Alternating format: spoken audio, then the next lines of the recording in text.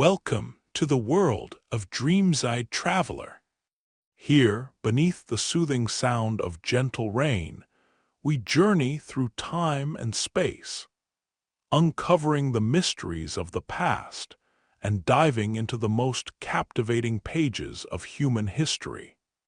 This place is created for those who love exploring the world in the quiet of evening, for those who value peace while yearning to discover something new before sleep. If you enjoy what you're hearing, please give this video a like. It helps other people find our stories. Help us reach our first 1,000 subscribers in our club of nighttime history lovers. And the Dreamside Traveler channel will become your faithful guide to sleep. We're constantly adding new stories for your peaceful evenings. And if you have ideas about which historical topics interest you, or simply want to share your thoughts, leave comments below the video. I'm genuinely curious to know what inspires you. Now close your eyes.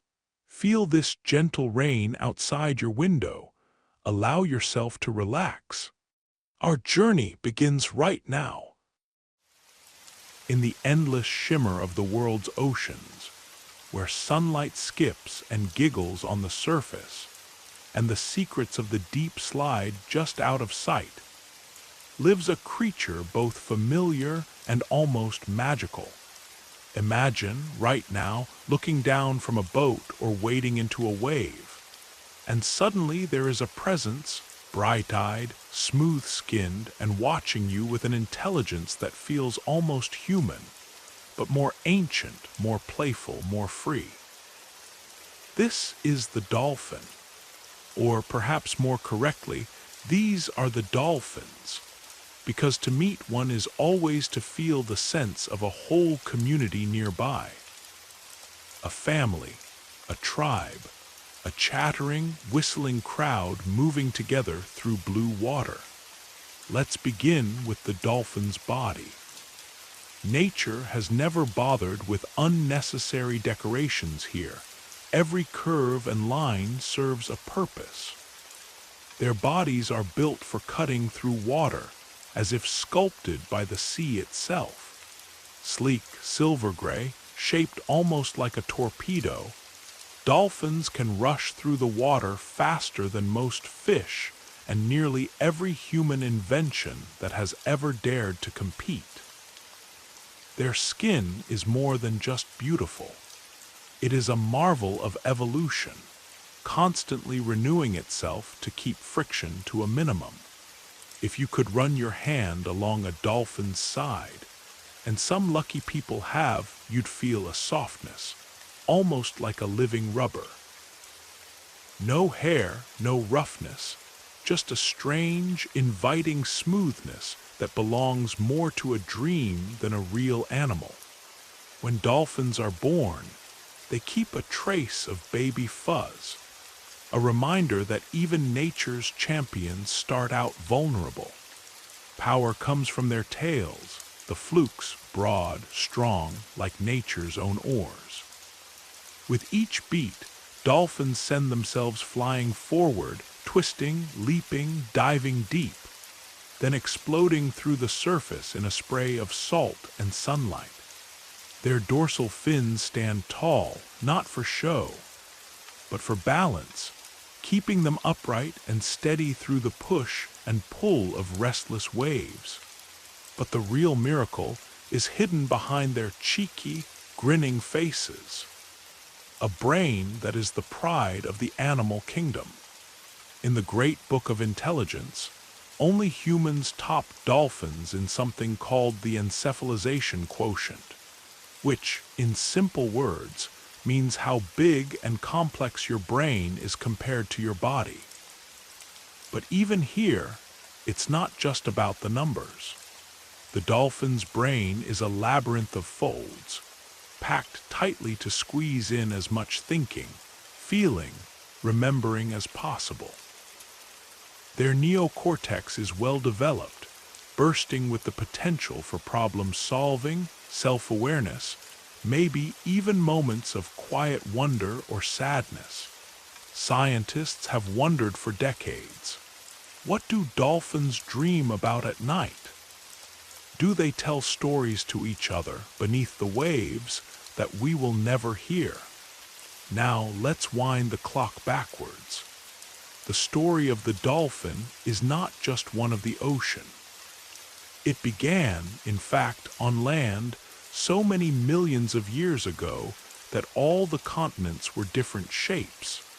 Their distant ancestor was a creature with legs and fur, who wandered riverbanks, peering into the shallows, hunting for food. One day, or rather, over countless generations, these explorers slipped further into the water, their limbs growing shorter, their bodies rounder, until finally the land was left behind. That first leap from the shore created a new kind of animal, one whose home was wherever there was water deep enough to swim. This is how the ancient whales and dolphins were born, not from the sea itself, but from a longing to dive deeper, to escape the pull of gravity, to be truly free. As the ages rolled by, dolphins found a home almost everywhere the sea touches earth, from the warm turquoise bays of the Mediterranean, where even the ancient Greeks would tell stories of dolphins carrying poets and saving sailors, to the stormy coasts of the North Atlantic, to the vast emptiness of the Indian Ocean. They adapt and thrive. Some, like the gentle pink river dolphins of the Amazon, made their way far from salty tides and learned to hunt in muddy rivers, using sound instead of sight to find food in darkness. Others swim beside boats in the Pacific, weaving through coral reefs, teaching their young the art of survival. And how do these masters of the ocean communicate? Not just with squeaks and whistles, but with a whole orchestra of sounds, clicks, and movements. Dolphins speak in frequencies we can barely imagine, and even now, after centuries of fascination, scientists have only just begun to translate their language. Every dolphin has its own name, a unique whistle that marks it as an individual. Imagine, in a vast blue world, being able to call out to your mother, your best friend, even someone you haven't seen in years, and be recognized instantly. Have you ever wondered what your name would sound like if it were sung by a dolphin? What melody would they choose for you? Their voices are not just for chatter. Dolphins use echolocation, sending out bursts of sound and listening for echoes, painting a map of the world with their ears. It is as if they carry a secret superpower, letting them see in pitch darkness, hunt in muddy water, and sense the tiniest fish or the faint heartbeat of a distant companion. Their brain is wired to process this flood of information, turning sound into sight, into understanding, into action. Self-awareness, too, sets dolphins apart. In clever experiments, dolphins have been shown to recognize themselves in mirrors, swimming back and forth, twisting and turning, examining marks placed on their bodies. Only a handful of animals can do this. The great apes, some elephants, certain clever birds, and at least on good days, young children. To know yourself, to see yourself as an individual, is a rare gift. Dolphins possess it with a gentle grace. But the story does not stop with mirrors.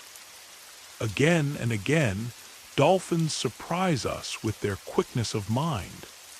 In tests, they can learn new commands, follow complex instructions, even respond to the difference between put the ring in the basket and put the basket in the ring. Some dolphins have learned basic sign language. Others have invented games, teasing trainers with clever tricks, hiding objects, or combining tools in new ways. There are stories of dolphins solving puzzles faster than the researchers who designed them, as if reminding us that the true test of intelligence is not obedience, but play. Social life among dolphins is as rich as in any human village, and often more harmonious. Dolphins live in groups called pods, sometimes a handful, sometimes dozens, or even hundreds during great migrations. They form alliances and friendships, remember faces for years, share food, and look after each other's young. In some places, dolphins have even teamed up with human fishers, herding schools of fish toward waiting nets and sharing in the catch. The sense of community is so strong that, when one dolphin is hurt or sick, others will stay by its side, supporting it, even lifting it to the surface to breathe.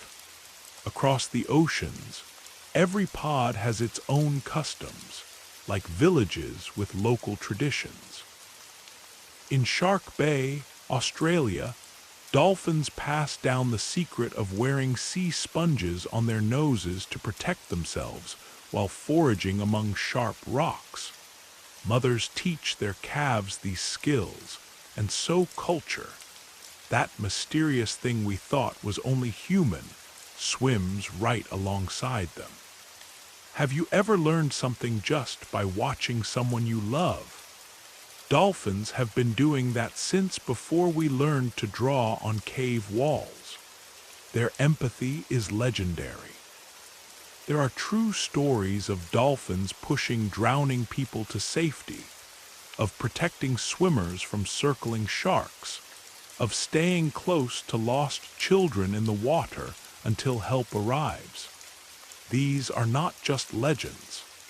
They are moments when the barrier between species seems to dissolve, when kindness shines brighter than fear. But with all their brilliance, dolphins face dangers greater than any they have known before. The world has grown more crowded, the seas more polluted. Plastic, oil spills, and invisible poisons drift through their home. Nets stretch silently, trapping and killing with no warning. Climate change warms the water, changes the food supply, and threatens the delicate balance that has kept dolphins thriving for so long. Sometimes, when a pod vanishes from a familiar bay, it is not just a mystery. It is a warning, a cry for help carried on the wind. And yet, people around the world have joined together to help. In Greece, dolphins are still honored in festivals, just as they were in the days of ancient mariners. In New Zealand, strict rules protect dolphins from noisy boats and careless tourists.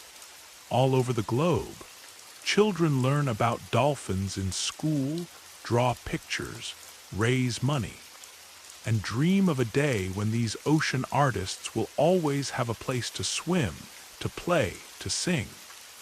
Have you ever imagined what it would be like to swim with a pod of dolphins? To dive and leap, to dance through the waves, to feel a sense of belonging with creatures so different, and yet so strangely close to us. Maybe in some way, our fascination is not just about intelligence or beauty, but about hope. The hope that somewhere life is lived joyfully, without regret, without cruelty, only with curiosity and kindness. Tonight, as you close your eyes, picture them gliding beneath the stars, chasing moonbeams across an endless blue, whispering secrets we can only guess. Listen for their songs, part laughter, part mystery, always a promise of something just out of reach. The dolphins are not just animals. They are reminders of everything wild and good in the world, of the playfulness we sometimes forget, of the wisdom we are still learning. And maybe, just maybe, if we listen closely, if we care enough, we will keep their stories alive, not only in the ocean, but in ourselves.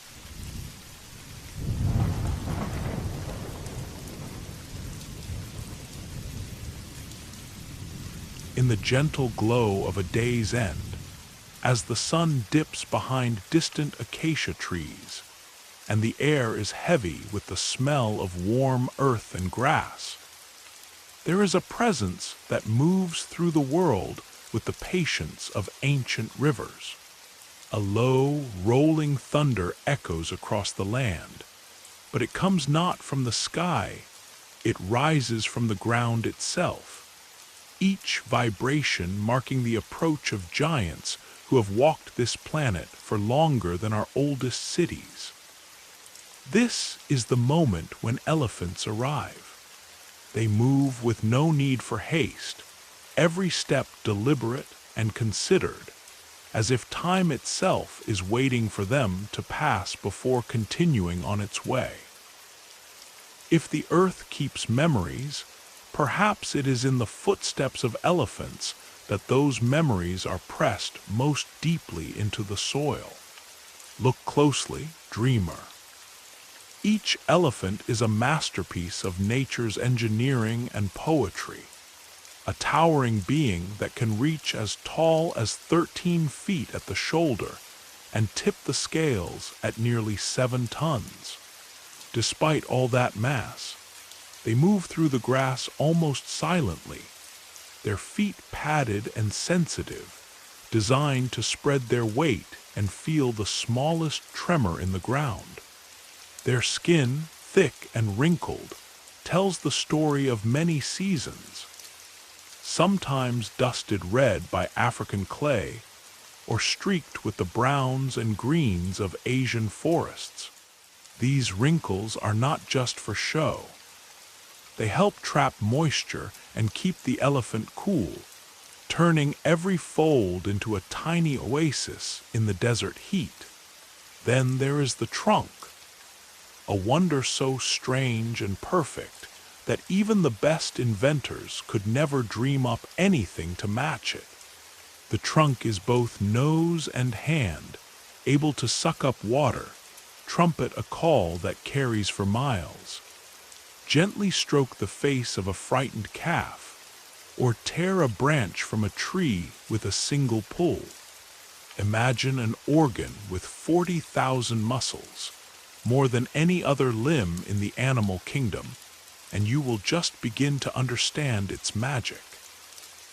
If there were an award for the most talented body part in the natural world, the elephant's trunk would win it every year, no questions asked. Tusks curve from their faces like living ivory sabers, strong enough to dig for water in dry riverbeds, pry bark from tough trees, or defend the herd from danger. But these same tusks, so beautiful and useful, have become a curse, making elephants targets for poachers and causing great sorrow across generations. In some regions, nature itself has begun to change. Now, more and more young elephants are born without tusks, a quiet rebellion against human greed. But no matter what, it is the mind of the elephant that inspires the deepest awe. Their brain is the largest of any land animal, weighing as much as 5 kilograms, packed with networks for memory, emotion, and reason. Elephants think, remember, and feel in ways that seem to cross the boundaries between species. They solve puzzles, show empathy, and sometimes, in their own way, play tricks on those around them, both elephant and human. There are stories of elephants hiding objects from keepers, using tools to scratch and itch, or teaming up to move obstacles too large for one.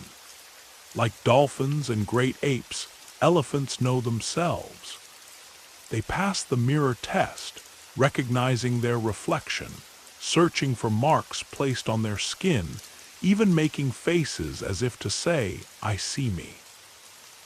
But their intelligence shines brightest in their rituals of grief and memory. When an elephant dies, others in the herd will linger, touching the bones with their trunks, standing in a silence that is heavier than words, as if paying respect not only to the body, but to the soul that once moved inside it. Have you ever seen a creature mourn?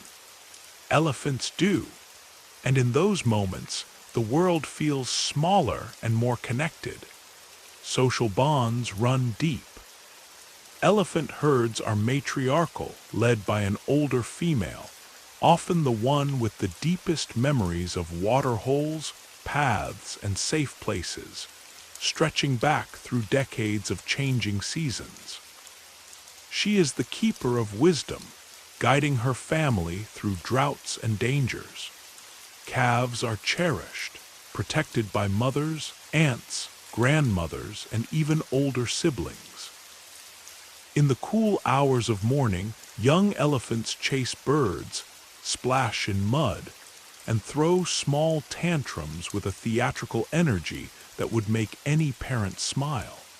Sometimes, to feel safe, a calf will curl its trunk, sucking on it just as human children do with their thumbs.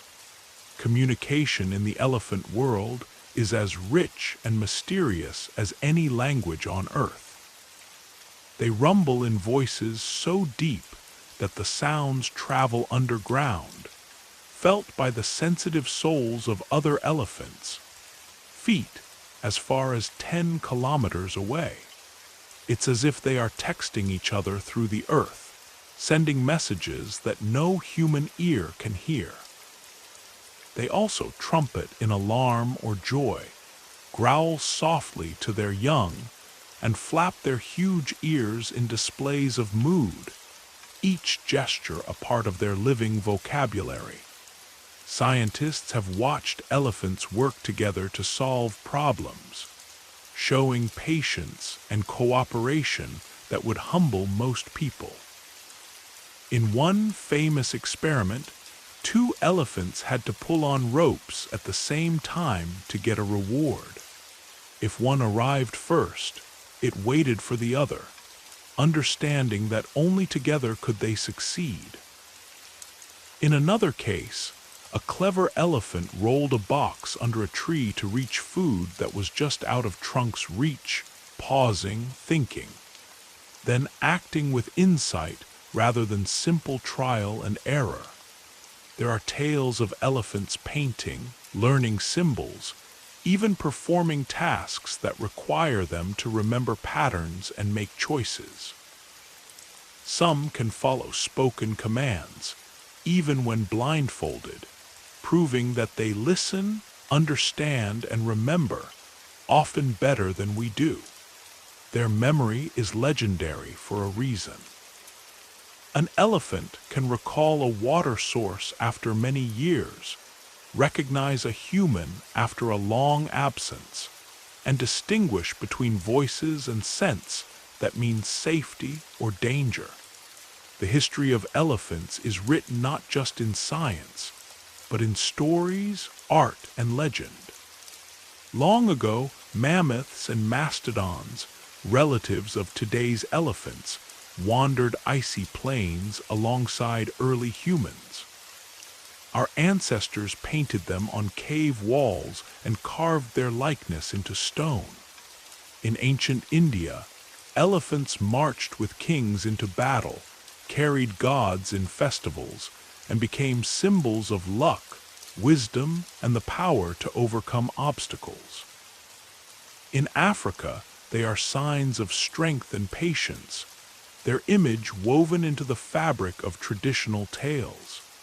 Even in the West, the memory of Hannibal's elephants crossing the Alps, is told in history lessons and epic poems. In China, elephants are honored in ancient myths as creatures that bring peace and rain.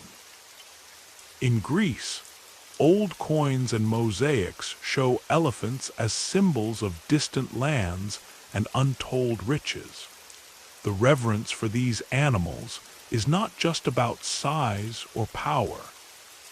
It is about their mysterious wisdom, the sense that they carry something older and grander than any human story. But the story of elephants is not just about the past. Today, they face challenges greater than ever before. Their forests shrink, rivers dry, and danger hides in the shadow of every road and village. Poaching, habitat loss, and climate change threaten their survival. Yet people around the world have joined to protect them. There are sanctuaries and reserves where elephants can live free from fear, and whole communities work to learn from and live alongside these gentle giants. Sometimes people ask, what can we do? What difference can one person make? But if an elephant never forgets, maybe we can remember too, to respect, to cherish, to stand as guardians for those who cannot speak for themselves. Now, as night settles over the savannah and the last gold fades from the sky, imagine standing in the soft dust as a herd passes nearby. Feel the slow, sure beat of their feet, hear the deep rumble of their calls, sense the wisdom that moves with them through the darkness. The world is full of minds and hearts beyond our own, some wrapped in gray folds and thick skin, some walking on four mighty legs, all carrying the longing for joy, safety, and memory. Before you drift into dreams, ask yourself, what would it be like to see the world through the eyes of an elephant, to feel each sunrise as a gift and every memory as a treasure? Sleep well, dreamer. Tonight, may your rest be gentle, your heart wise, and your mind open to all the kindness and memory that this world holds.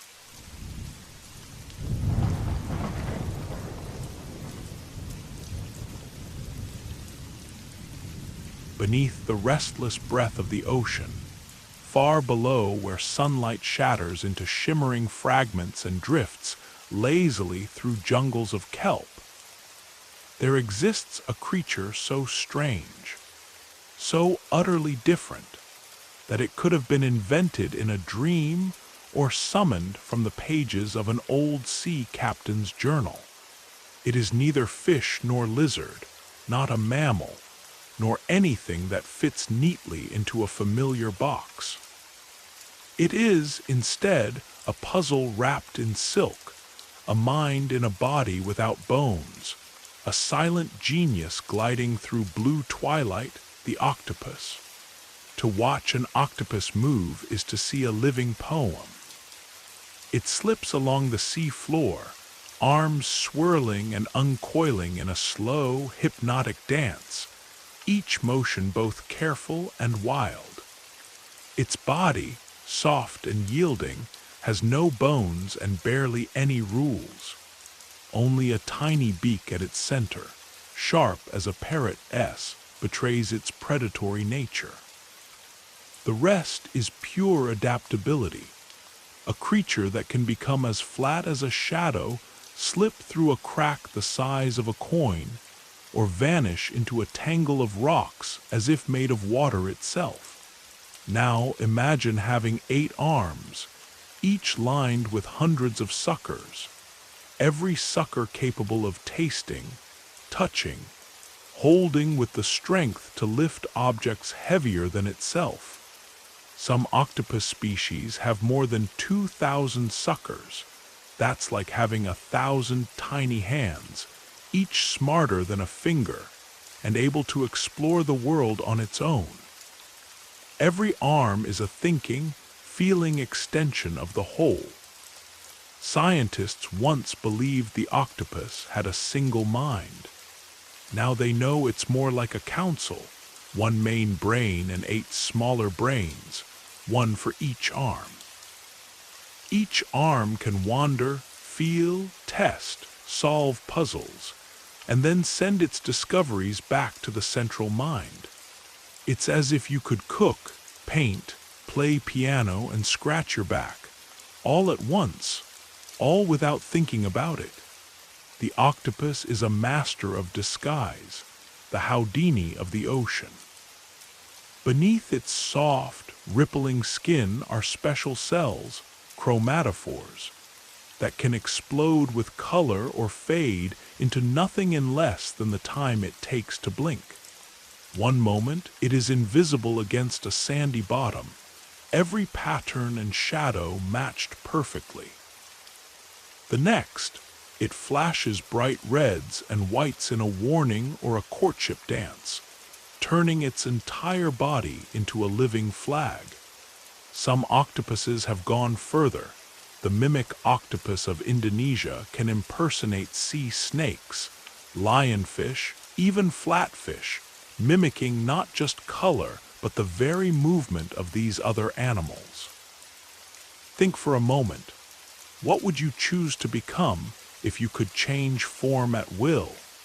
A shadow, a patch of coral, a drifting cloud of sand. But there is more to the octopus than its magic show. In the quiet of the deep, it solves puzzles with a creativity that rivals our own. Aquarists tell stories of octopuses unscrewing jars from the inside, escaping through impossibly small holes, even learning how to open the locks on their own tanks. One octopus named Inky became famous after slipping from his aquarium, crossing the floor of a laboratory, and sliding through a drain to the sea. His great escape leaving only a damp trail and a legend behind. Another, called Otto, once learned to short-circuit the lights in his building by squirting water at an exposed bulb, plunging the room into darkness whenever he wanted a little peace and quiet. Their memory is excellent. Some octopuses remember individual humans, showing signs of curiosity and even clear preferences. There are stories of octopuses befriending certain keepers, coming forward when they hear a familiar voice, while others, less pleased, have been known to squirt jets of water at those they dislike.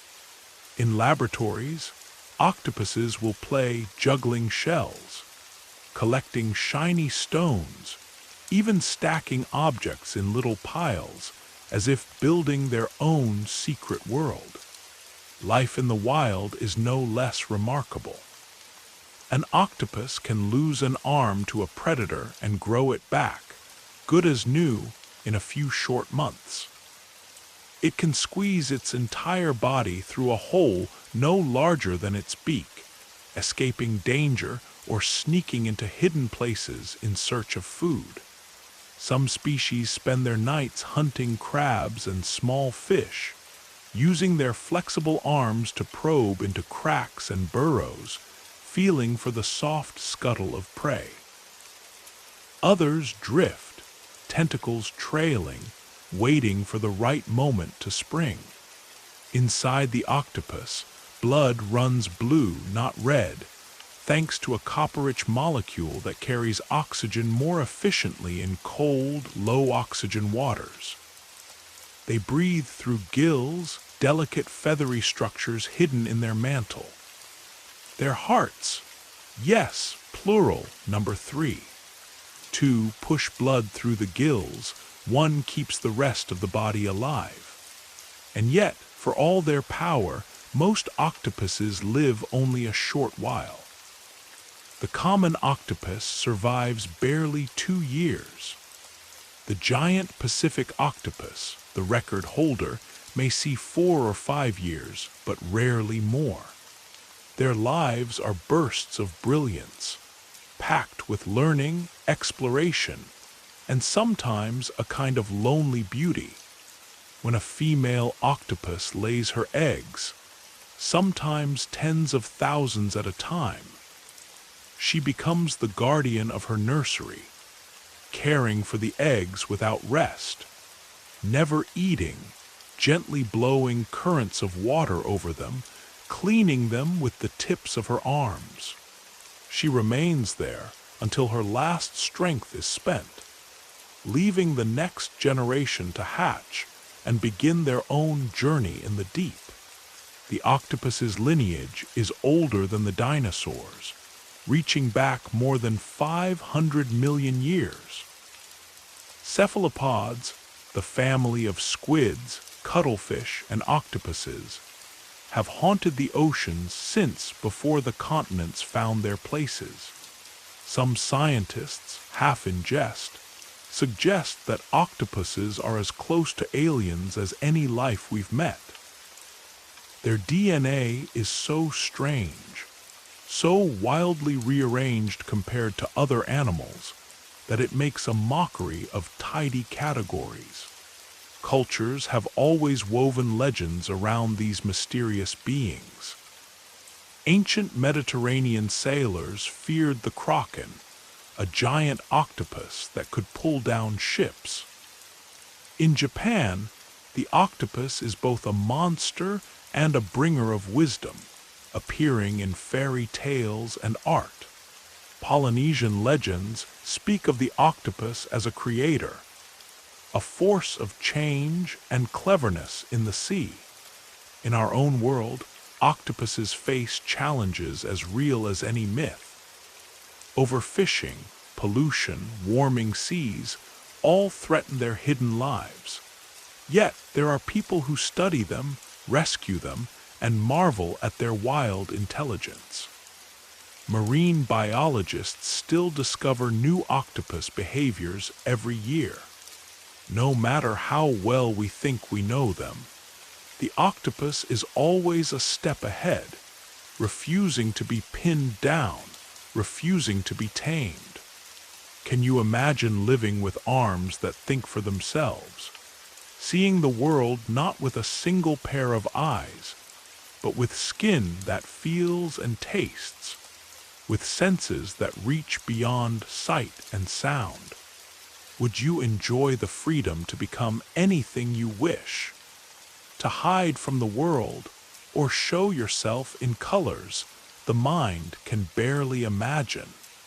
So tonight, as you drift toward sleep, picture yourself gliding weightless through an endless dark blue. You pass coral towers, forests of waving weed, rocks studded with the memories of tides long past. Out of the gloom, a soft eye regards you, ancient and curious. A ripple in the sand, a whisper in the current, and suddenly 8 arms curl and uncurl in silent welcome. This is the dreamer of the deep, the shapeshifter, the gentle phantom with a mind that sparkles like moonlight on the sea. Rest well, knowing that somewhere below, in a hidden world, there is life beyond all rules, poetry written in arms and shadows, and wonder that will never end.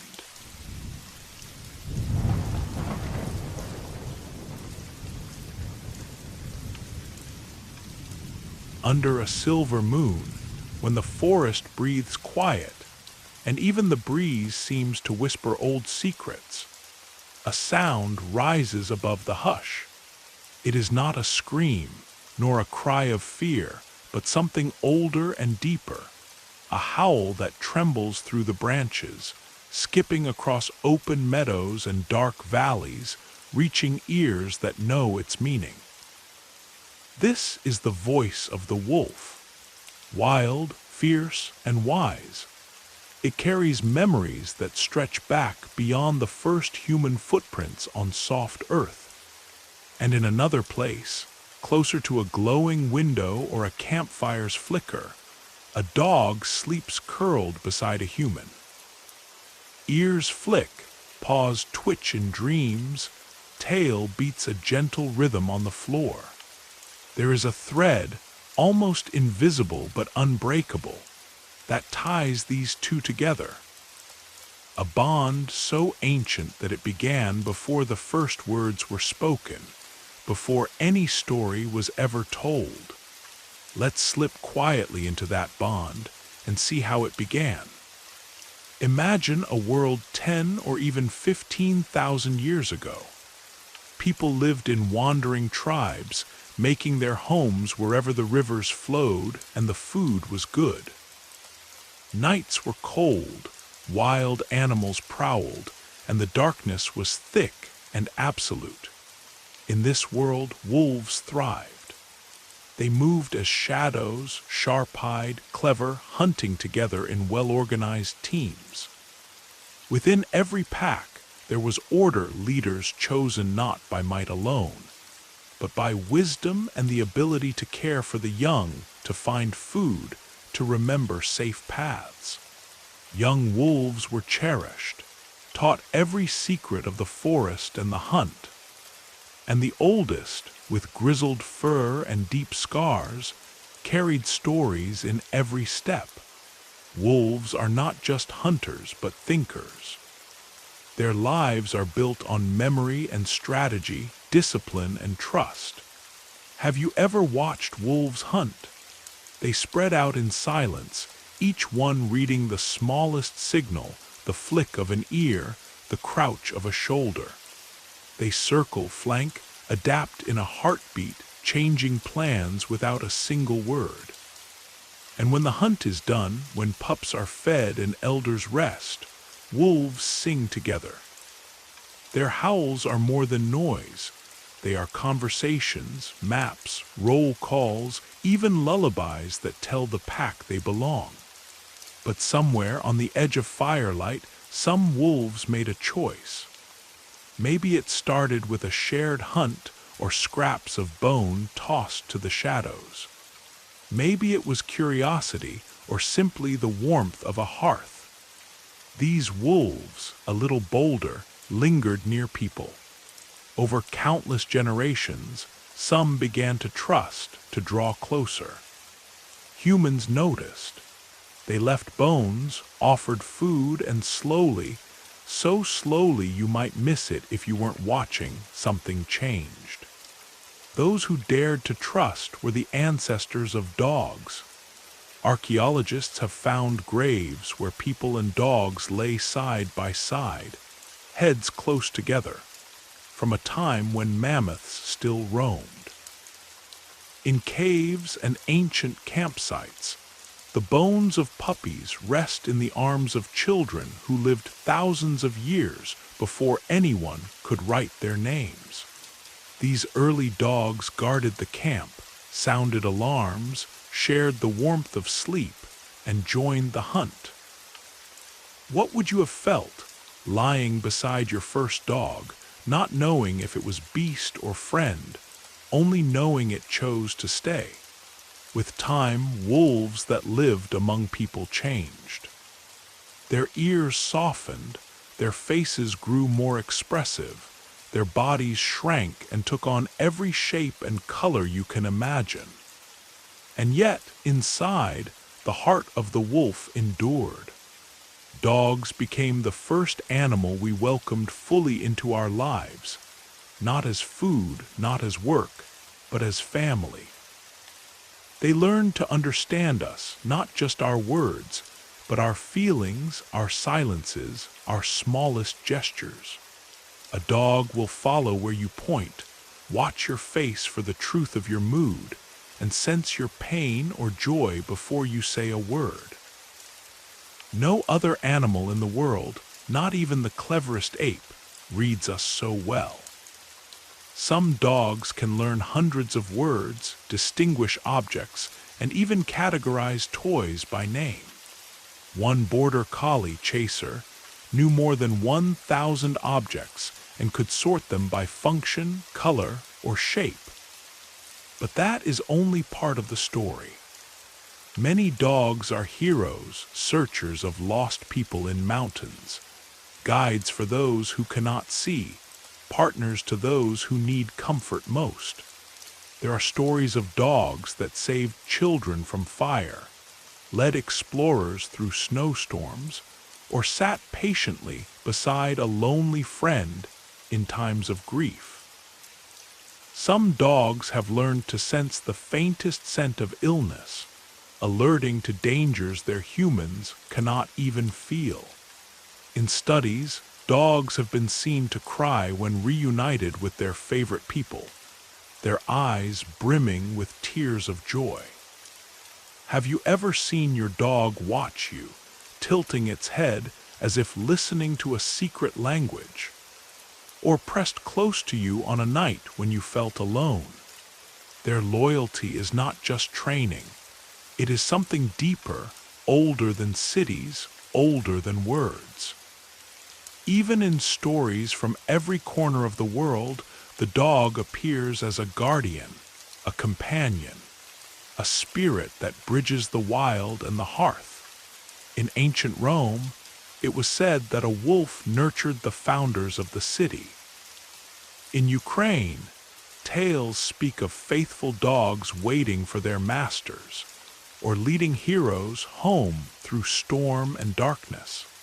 In China, the dog is a symbol of protection.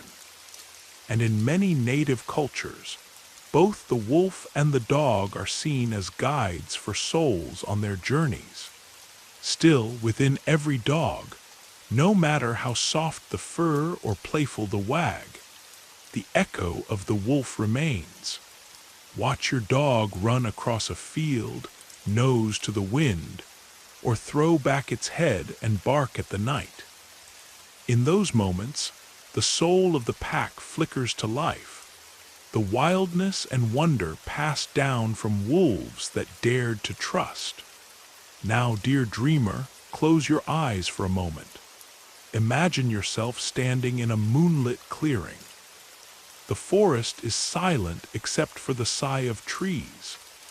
Out of the shadow steps a wolf, tall and wary, eyes shining gold in the dark. You stand still, heart pounding, and then the wolf draws closer, nose twitching, and gently touches your hand.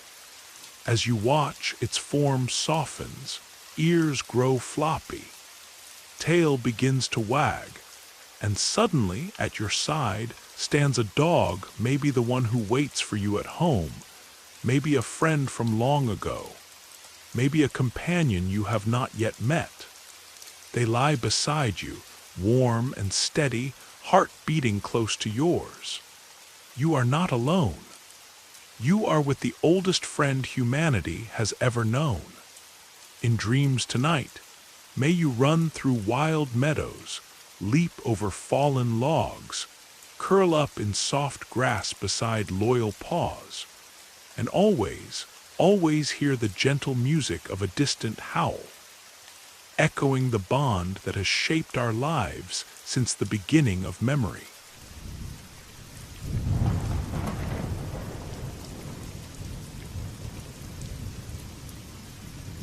In the heart of the ancient forest, where sunlight trickles through layers of green and the air smells of earth, life and distant rain, a quiet rustling disturbs the stillness. A hand, dark and nimble, fingers curled just so, reaches out from a tangle of leaves and draws a branch closer. A moment later, another hand follows, then a body, strong and sure, moving with a balance of memory and purpose, as if the very woods themselves have learned to walk. This is no ordinary creature. This is the chimpanzee, our mirror, our kin, our secret in the shadows of the trees. They do not live below us, nor above us. They live beside us, separated by just the thinnest sliver of difference, less than 2% of our shared code, and yet in that gap, an entire wild universe unfolds. Chimps are smaller than gorillas, but their power is legendary. a fully grown chimpanzee can be 5 times stronger than any human. Their arms thick with muscle, made for swinging, climbing for play, or when need be, a display of wild force. Most of the time, they move on all fours, heavy knuckles pressing into soft earth, but sometimes, when they pause to investigate, to show off, or simply to reach for something just out of grasp, they rise up, balancing on 2 feet like a furry, mischievous child of the forest. Their faces are alive with feeling. Wide, expressive, sometimes serious, sometimes lit up with laughter, with lips that can pout in disappointment or beam in delight. Their eyebrows leap and dance. Their ears turn like tiny radar dishes, always tuned to the heartbeat of the jungle. But it's the eyes that leave the strongest mark. So startlingly human, so deep, reflecting stories we may never truly understand. Chimps live in communities as tangled and shifting as the forest itself. Not simple families, but societies built on friendship, alliances, and politics as subtle as any human drama. Groups form and dissolve, friendships spark and fade, loyalties are tested every day. At the top stands the alpha male, but his reign is seldom held by muscle alone. The most enduring leaders are the ones who build trust, smooth over quarrels, gather allies, and wield patience like a tool. He grooms, he soothes, he persuades, all while keeping his eye on rivals and would-be challengers. It's part democracy, part rivalry, and every moment is a test. Do not underestimate the females. In every chimpanzee group, it is the mothers, the matriarchs, who pass on the wisdom of the forest. They remember which tree fruits ripen first, where to find water in the dry season, how to comfort a frightened baby or calm a brewing storm. Sometimes they form their own coalitions, quietly steering the group's fate, teaching young ones not just to survive, but to thrive. But it's the mind of the chimpanzee that truly astonishes. These are not just creatures of instinct. Chimps are tool users, problem solvers, inventors in fur coats. They peel twigs and poke them into termite mounds, fishing for a feast. They use stones to crack nuts, leaves as napkins, moss as sponges to draw up cool water. In some forests, chimps sharpen sticks into spears to hunt small mammals. A tradition taught, learned, and passed down, not just instinct, but culture, different from group to group. What tools would you invent if you lived in a world without pockets or shelves? Chimpanzees are self-aware.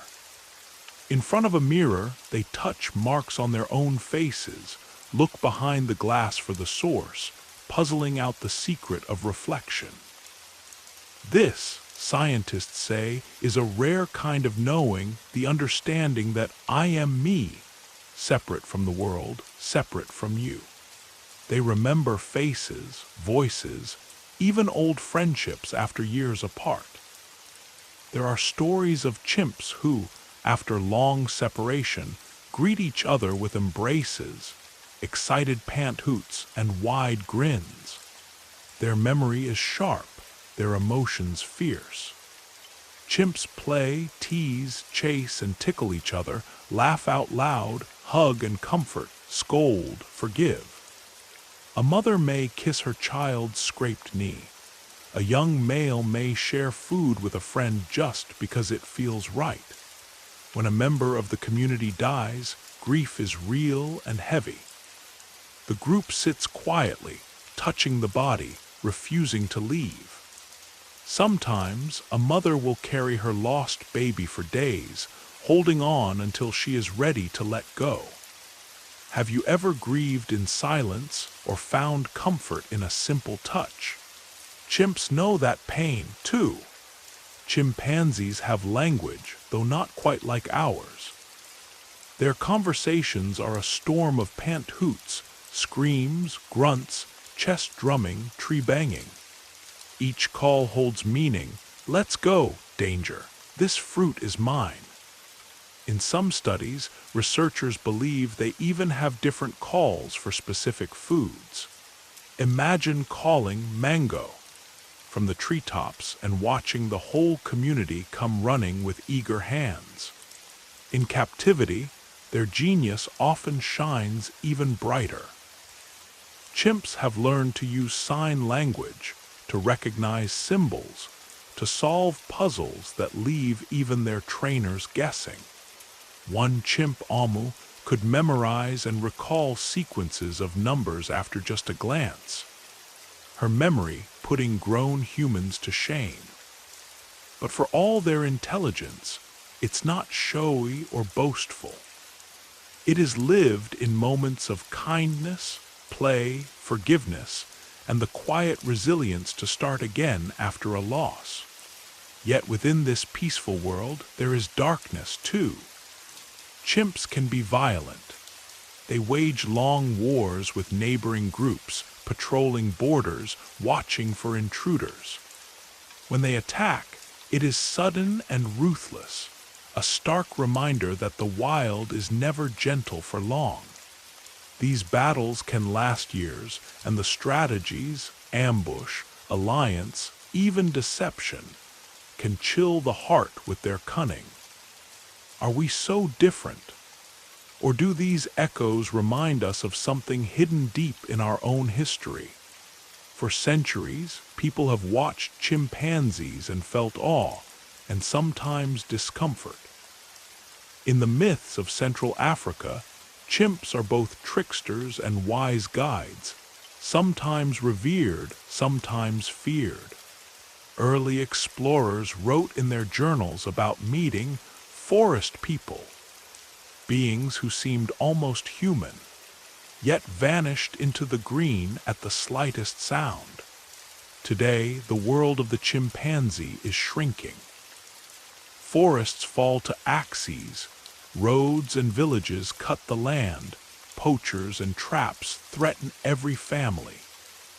Yet in sanctuaries and reserves, people fight to protect them, to learn from them, to remember that the story of intelligence is not ours alone. In the hands of a chimp, in the laughter of a baby swinging between branches, in the silent eyes watching from the trees, the story goes on. So tonight, dreamer, picture yourself in a sun-dappled clearing. The air is thick with the music of insects, the scent of green, the warm promise of earth beneath you. Beside you, a young chimp sits, a stick in hand, glancing up with eyes full of curiosity. He reaches out, not in fear, not in need, but in wonder. You lift your hand. For one moment, there is no distance between species, only a meeting of minds, a chance to listen, to learn, to belong. Before sleep, ask yourself, what does it mean to be clever, to care, to remember? Would you choose a quieter life, swinging through trees, sharing food, learning not from books, but from the touch and gaze of those around you?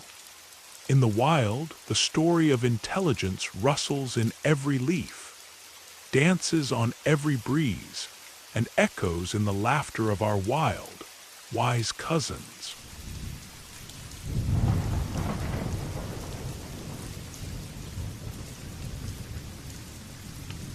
In the quiet shadows where the city's heart slows and even the neon signs blink in lazy rhythm, there is another world. Here, in cracks between bricks and below the rumble of distant trains, something stirs, quick, quiet, and clever. It is not a monster from bedtime stories, nor a clumsy cartoon pest. No, tonight we meet the rat as it truly is, a master of survival, a puzzle of nerves and whiskers, a tiny genius weaving through the overlooked corners of our lives. Let's slip down into these secret places.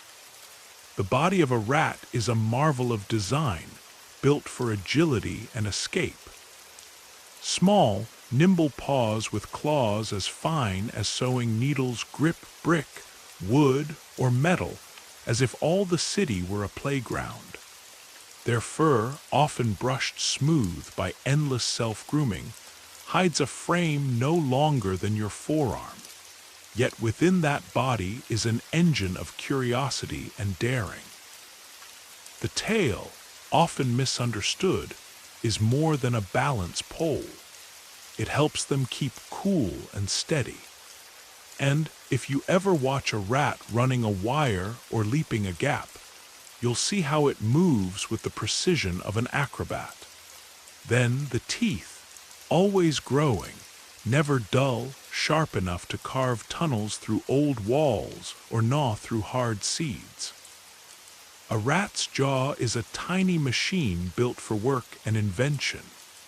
And don't forget the whiskers, those fine, twitching sensors that read the air. See the world in darkness and help guide every step. The whiskers of a rat tell stories of wind, of movement, of danger and hope. A rat can slip through a hole the size of a coin. It can leap, twist, and fall from dizzying heights with barely a bruise. Some can swim across rivers, scale sheer walls, and vanish into the shadows before you even realize you saw them. In a way, rats are the secret athletes of the animal kingdom.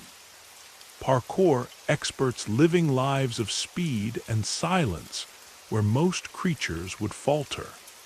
But the real magic hides in the rat's mind. Though their brains are tiny, they are laid out much like our own, a pattern of nerves, a map of memory and decision, so close to human that, for centuries, scientists have studied rats to unlock the secrets of learning, habit, and emotion. A rat remembers. It learns paths through mazes, recognizes patterns, weighs choices, even hesitates when unsure, much like you might pause before saying something important or taking a leap in the dark. Rats can be taught to press levers, solve puzzles, wait for bigger rewards instead of snatching the first treat.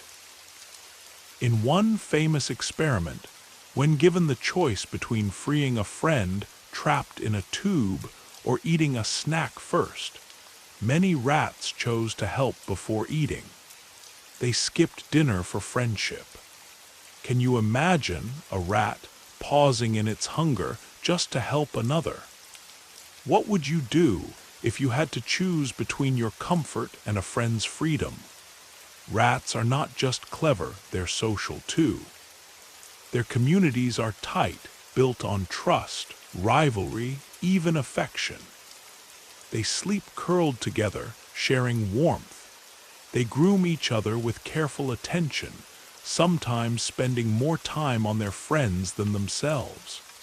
And when a companion dies, a rat can fall into grief, losing its appetite, becoming still and withdrawn, as if mourning in a language we can almost understand.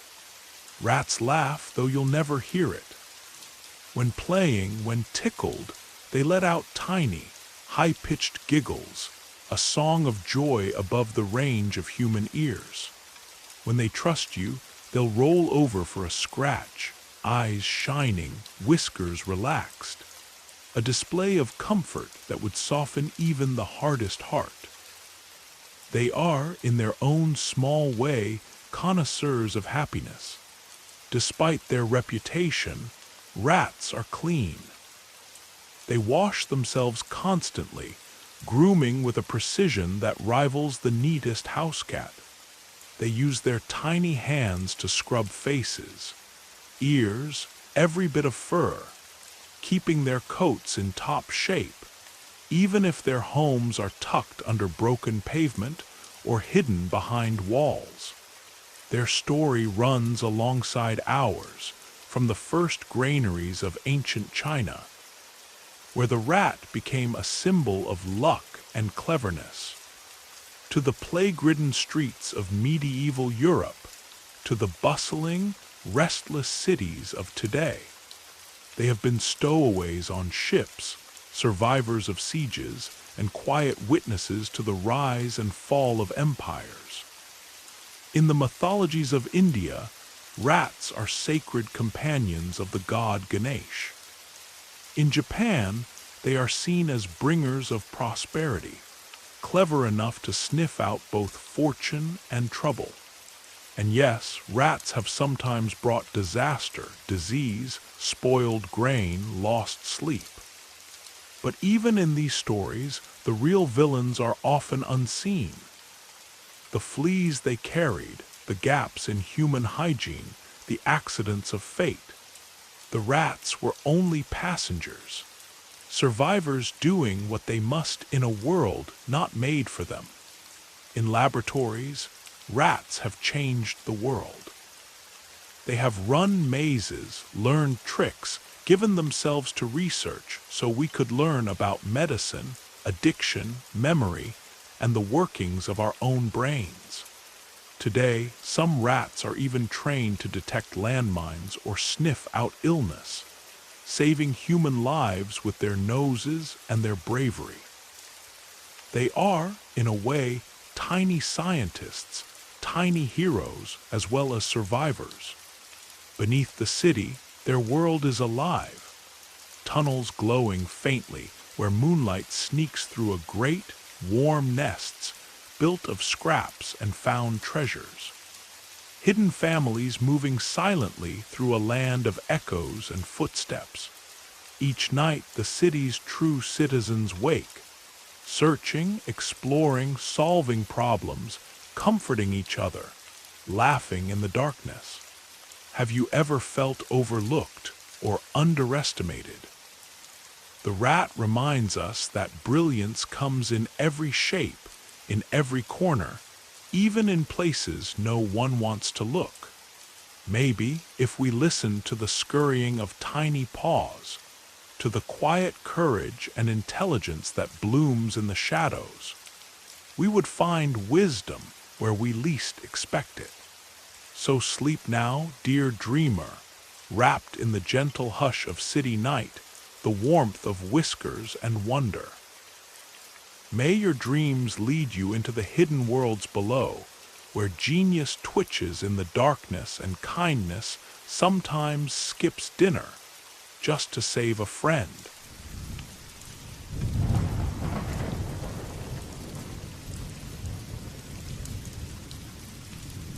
Far from the rush and roar of cities, in a world where time breathes slow and green, stands the living cathedral of the rainforest. Here, ancient trees stretch so high their crowns catch the clouds, their roots tangled deep in centuries of earth and memory.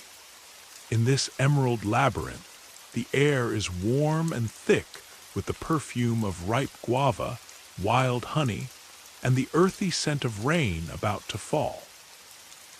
Light drips through the leaves in golden coins, and every breeze is a soft hush telling old secrets.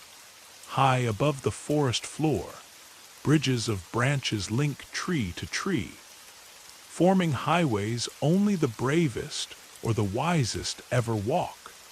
In these leafy heights lives a creature as gentle as the dusk, and as old as the song of the forest itself, the orangutan. In the language of the Dayak people, their name means person of the forest. And truly, to watch an orangutan is to see the forest thinking, the trees dreaming, the very soul of wildness given a face and a pair of wise, dark eyes. Let's look closer. An orangutan moves with a slowness that is never clumsy. Each step, Each swing from branch to branch is measured, patient, a meditation on gravity and balance. Their arms are vast, stretching nearly as wide as the tallest human is tall. Their hands and feet both built for gripping, curling, exploring. The fingers are long, supple, and uncannily human, every touch gentle but strong.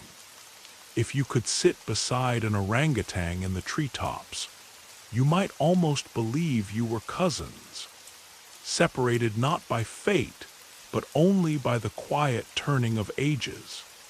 A male orangutan, with his wide, flanged cheeks and beard like a forest king's crown, seems carved from the roots and shadows of the jungle. The females move like shadows wrapped in sunset, graceful and clever, guiding their young through a world where every leaf might be a ladder, every vine a path, every hollow a secret. Orangutan faces are soft, rounded, alive with curiosity and a quiet kind of joy. Their eyes are deep and slow, reflecting years of watching, learning, waiting. Most of the time, orangutans live alone, moving through the green in their silent search for fruit, for honey, for moments of stillness. Yet their solitude is never lonely. Each is a silent monk of the jungle, a philosopher wrapped in rust-red fur, living in perfect rhythm with the slow breath of the forest. Still, when the trees bloom and food is plenty, they may gather, share a feast, or simply rest together in the shade, a gentle community born of mutual respect. Orangutans are some of the world's greatest thinkers. Their brains are almost as large as ours, structured in astonishingly similar ways. In the wild, orangutans invent tools from whatever the forest offers, using sticks to dig for termites or honey, folding leaves to make rain hats or umbrellas, or fashioning gloves to grab thorny fruits. One clever female was seen sharpening a stick with her teeth, then using it to fish for food beneath the water's surface. A small act of innovation that would humble any human engineer. Every night, as darkness creeps through the trees, each orangutan builds a new nest. Not just a place to sleep, but a carefully woven cradle with a roof of leafy branches. A soft mattress of twigs, sometimes even pillows and blankets made from layers of moss. Imagine the patience, the skill, the attention to comfort and safety. A new nest every evening, a new home every dusk, a fresh start with every moonrise. In sanctuaries and research centers, the genius of the orangutan dazzles even more. Some have learned to use sign language to communicate, inventing new signs for ideas they can't otherwise express. Others have figured out how to open complicated locks, unscrew bottle tops, or even solve digital puzzles on touchscreen devices. One young orangutan watched a human unlock a door only once, and later, when nobody was looking, used a wire to pick the same lock and sneak out for a midnight snack. The mind behind those gentle eyes is always thinking, always learning, sometimes even plotting a little harmless mischief. But the most moving part of orangutan intelligence is the heart that beats within. Mothers cradle their babies with a tenderness so deep it can silence the forest. For 7, sometimes even 8 years, a mother orangutan never leaves her child's side, teaching, guiding, nursing, showing every trick of survival, which fruit is sweetest, which branches are safest, how to build a nest or read the coming of rain in the rustle of leaves. When a young orangutan tumbles from a branch or whimpers in the dark, the mother's hand is always there, gentle and sure. Orangutans remember. They grieve for lost friends, have been seen sitting in silent vigil beside the body of a companion, softly stroking the fur, waiting through the long hours of loss. In moments of joy, they play, swinging in wild circles, tossing fruit, splashing in rain puddles. Sometimes, older orangutans will comfort the frightened or the sick, sitting quietly, offering touch instead of words. Their evolution is a saga that stretches back millions of years. Orangutans once roamed across much of Southeast Asia, shaping forests as they moved, spreading seeds, creating trails through the canopy that birds and monkeys would follow. Today, they survive only in the shrinking forests of Borneo and Sumatra. Rare, precious, and so vulnerable to the axes and fires of human progress. Yet hope flickers in the leaves. People all over the world have joined to protect these gentle souls, building sanctuaries, replanting lost forests, rescuing orphaned babies whose families have been driven out or destroyed. Some humans have dedicated their lives to teaching rescued orangutans how to live wild again, showing them how to find fruit, how to climb, how to trust the green shadows instead of the walls of a cage.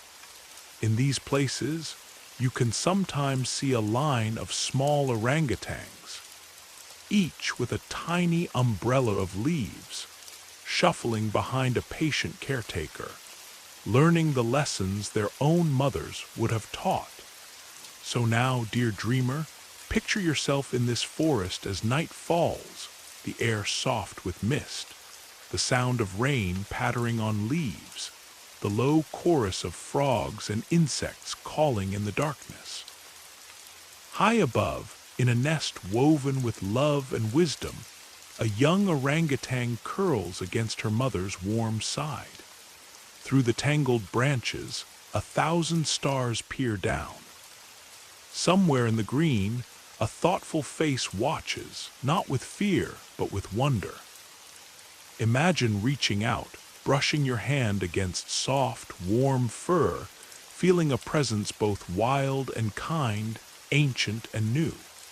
Would you find peace living in such solitude, moving at the pace of clouds, learning each day in quiet? Could you be content as a silent philosopher of the trees, a soul wrapped in slow joy and gentle strength? Tonight, sleep well, dear dreamer, cradled in arms of rust and green, wrapped in the wisdom of the person of the forest. And when you wake, may you carry a little of their patience, their curiosity, and their quiet hope into the day.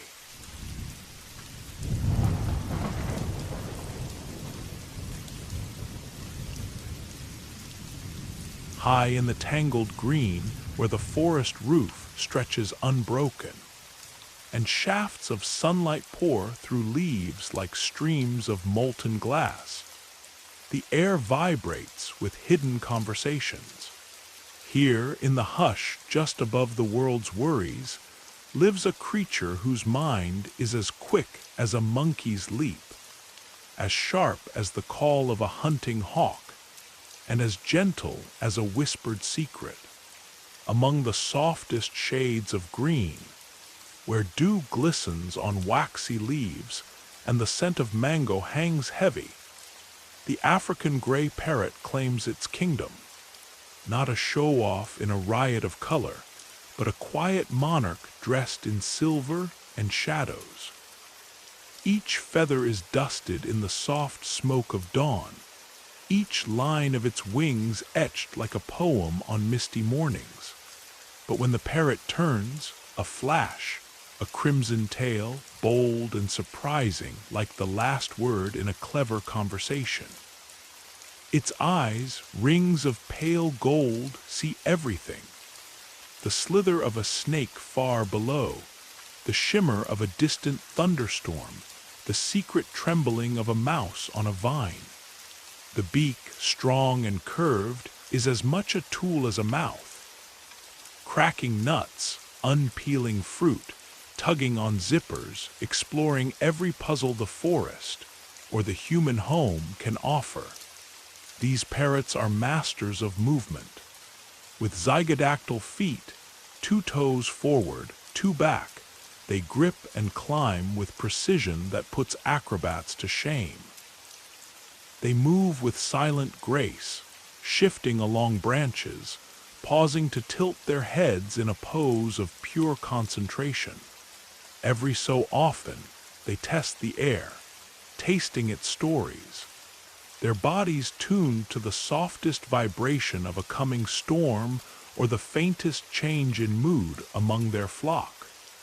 But if their bodies are made for the canopy, their true gift is a mind that soars even higher.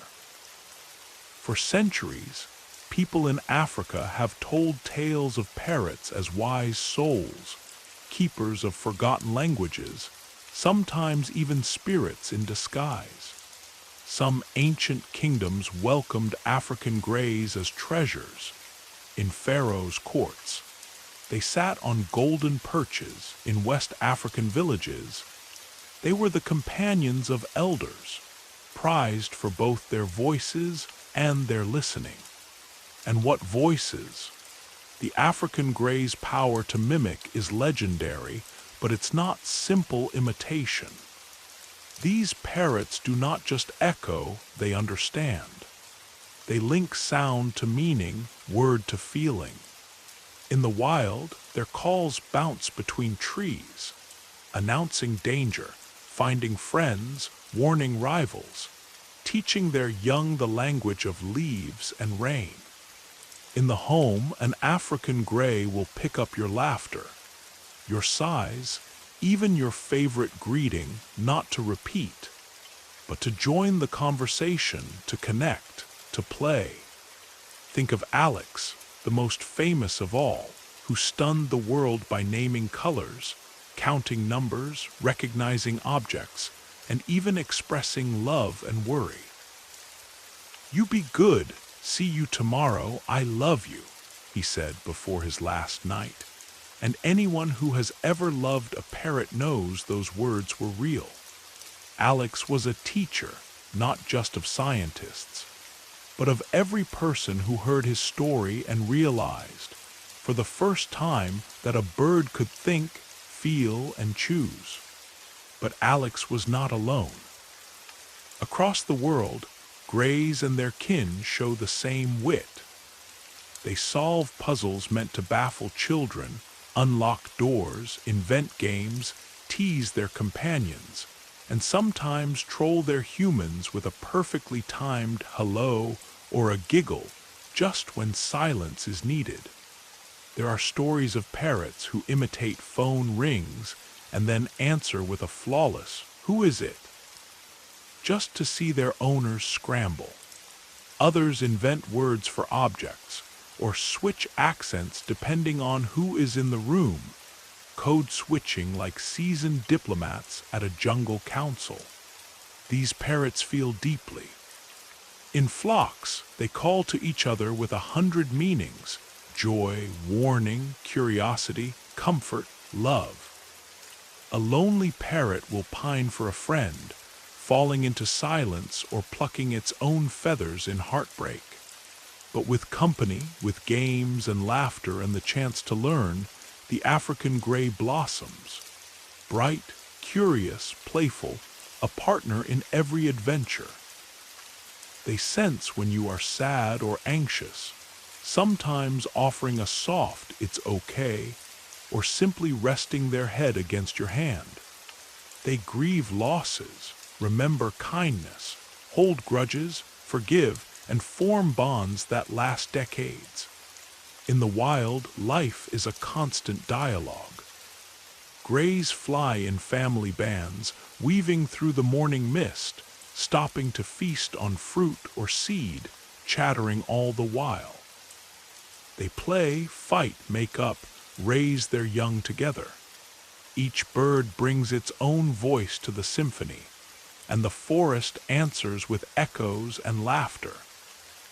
Even their dreams, it seems, are full of song, gentle murmurings in the darkness, a secret poetry that floats above the trees. The science matches the stories. African greys have brains so densely packed with neurons, so complex in their folds, that researchers have called them feathered primates. They remember details, learn from each other, plan ahead, and even solve logic puzzles that leave many animals and some humans puzzled. They are not just imitators, but creators. And they live a long time, sometimes 40, 50, even 60 years or more.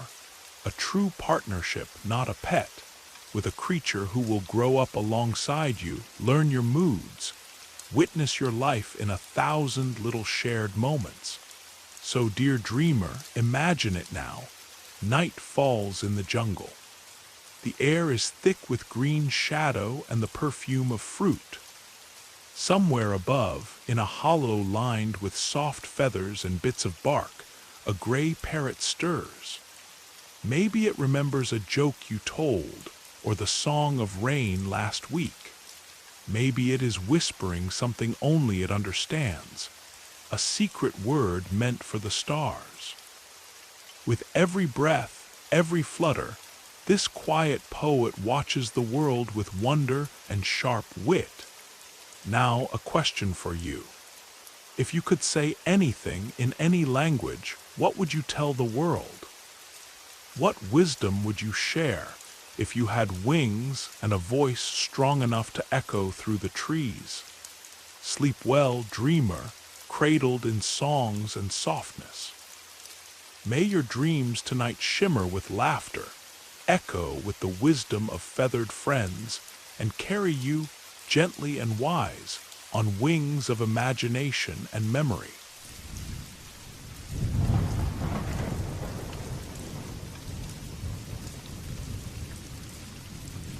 Far beneath the restless silver where the sea and sky seem to meet, the world changes.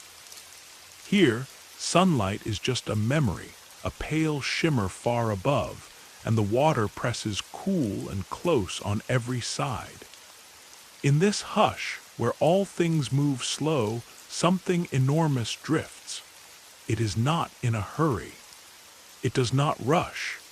It simply exists, vast, serene, ancient.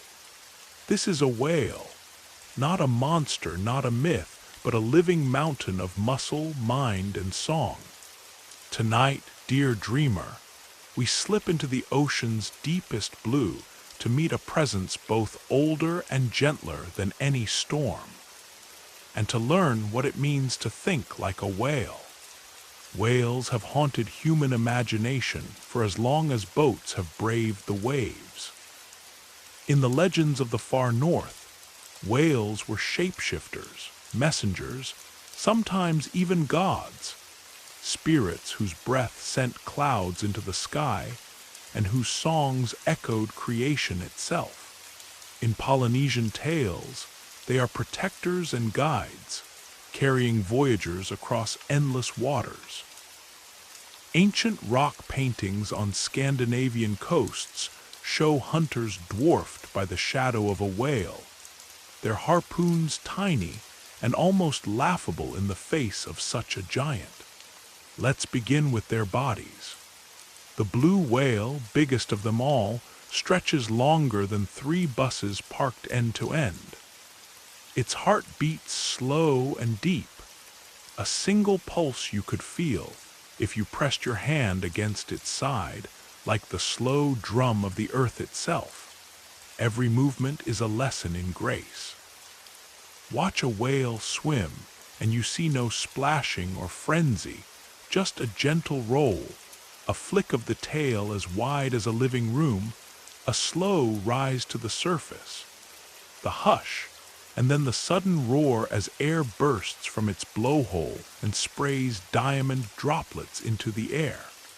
Their skin feels like smooth stone, pitted by barnacles and stories. Every scar a memory of journeys across entire oceans. Imagine, for a moment, being close enough to touch that vast side, to hear the rumble of the whale's song vibrate through the water and into your bones.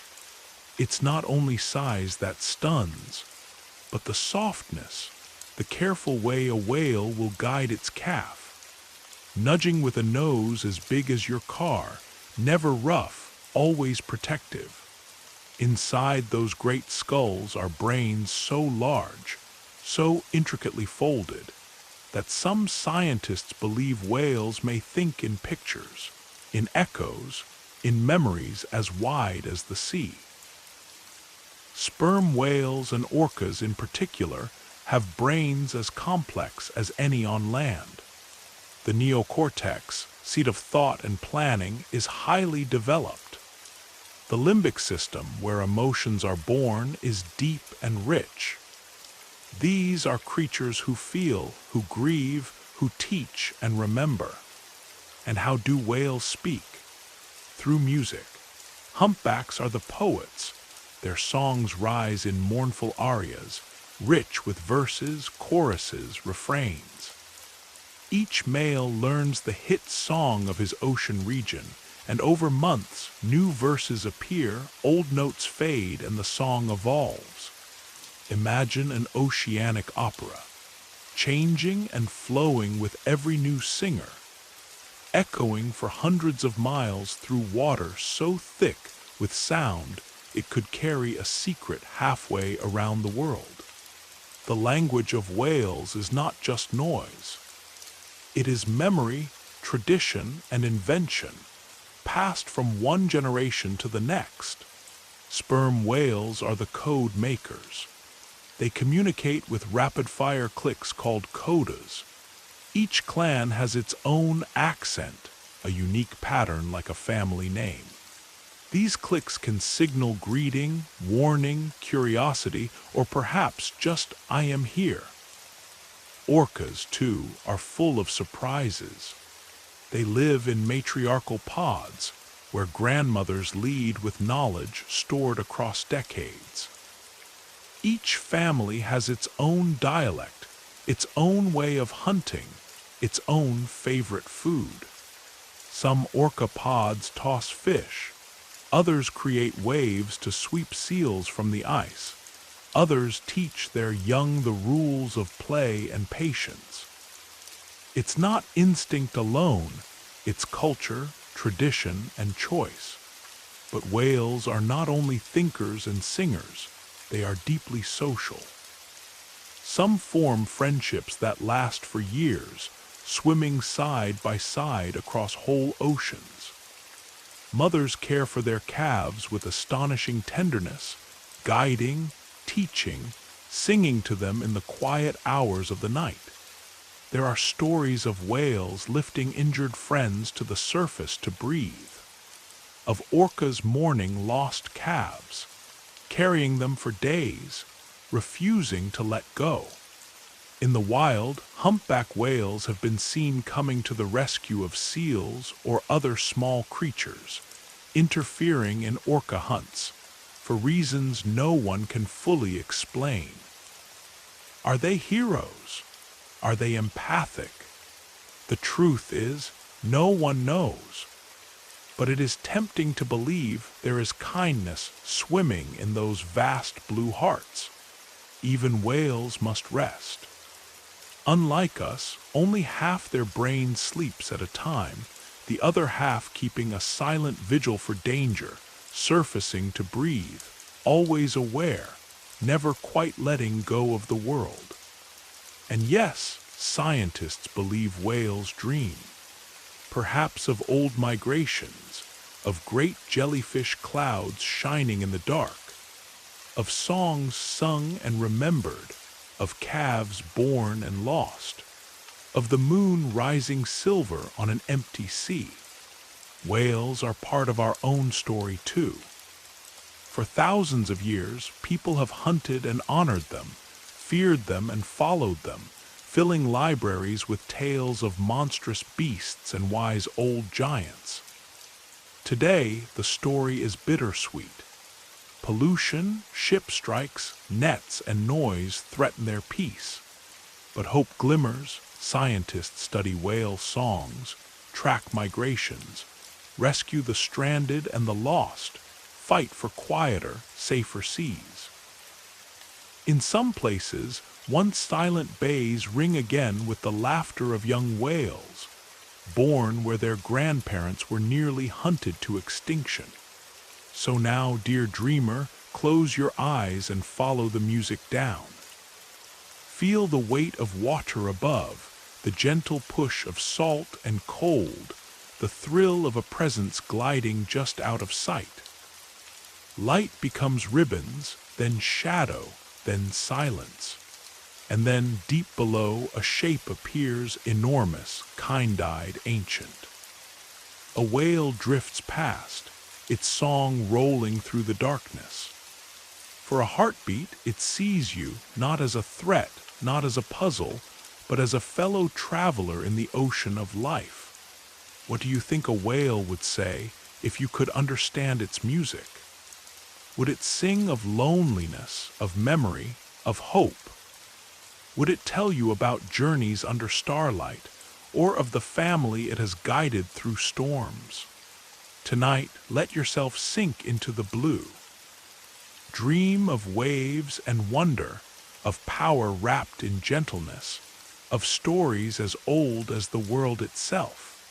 Sleep well, dreamer, and may your dreams tonight flow like tides, shimmer like scales, and echo with the soft, distant song of something vast and kind beneath the sea.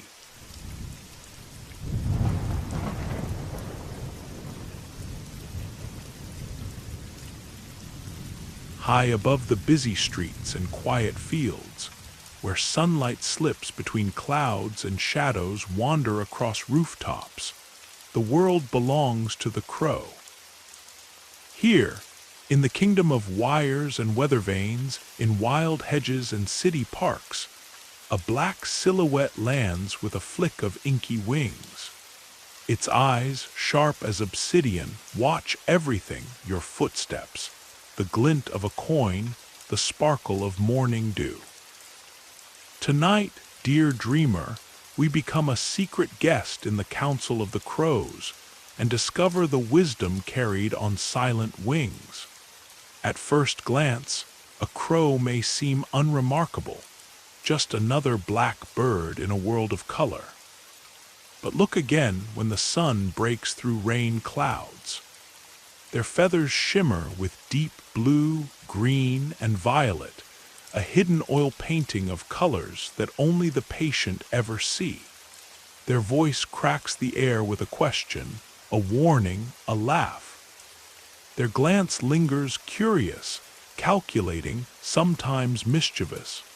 Crows have watched humanity for as long as we have watched the sky. In the myths of the North, Odin, the wise god, sent 2 ravens to fly around the world and return with secrets. In Ukraine, crows are both tricksters and messengers, appearing at crossroads and in fields after the harvest, a sign that change is coming or that wisdom waits just out of sight. In Japan, a crow's call is a wish for luck, and in many indigenous stories, the crow is a creator, a shapeshifter, a keeper of stories that bridge the worlds of spirits and people.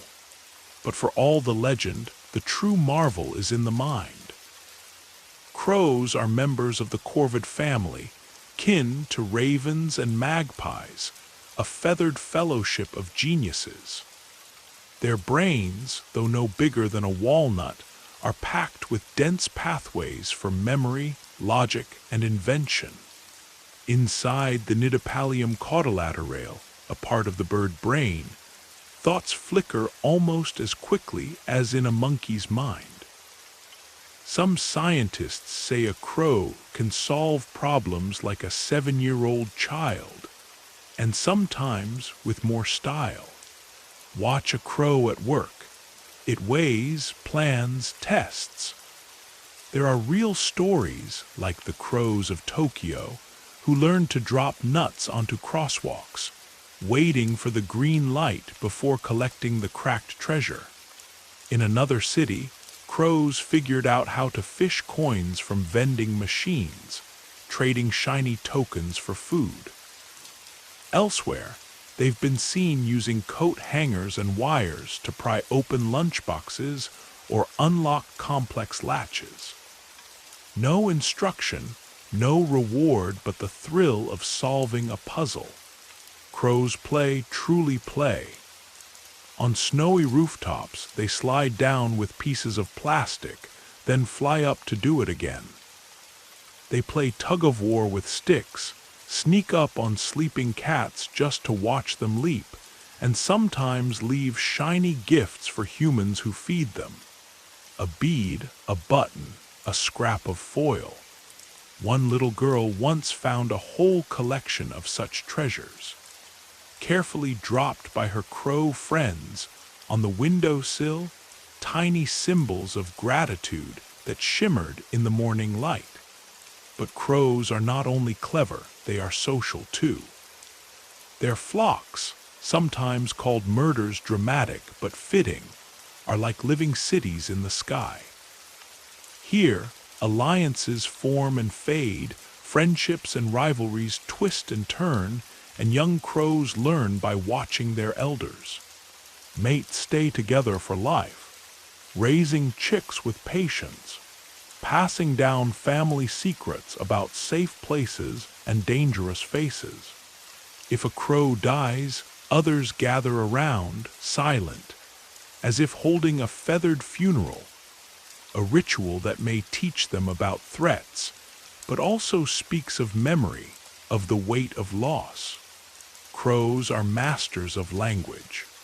Their calls and clicks change depending on the message, the listener, the mood. In London, crows gossip in different dialects than those in Kiev or Osaka. Young crows listen, practice, adapt, creating new calls as the city changes around them. This is not just noise, but a living language, shaped by history and hope. And oh, how they remember. If a person is kind, crows do not forget. If a person is cruel, they remember that, too, sometimes passing the lesson down to their young, who will scold a familiar face years later. There are tales of crows who recognized researchers after decades, or who repaid kindness with gifts and warnings. Crows are the living historians of our neighborhoods, the keepers of old grudges and secret debts. Now, dear dreamer, let yourself drift.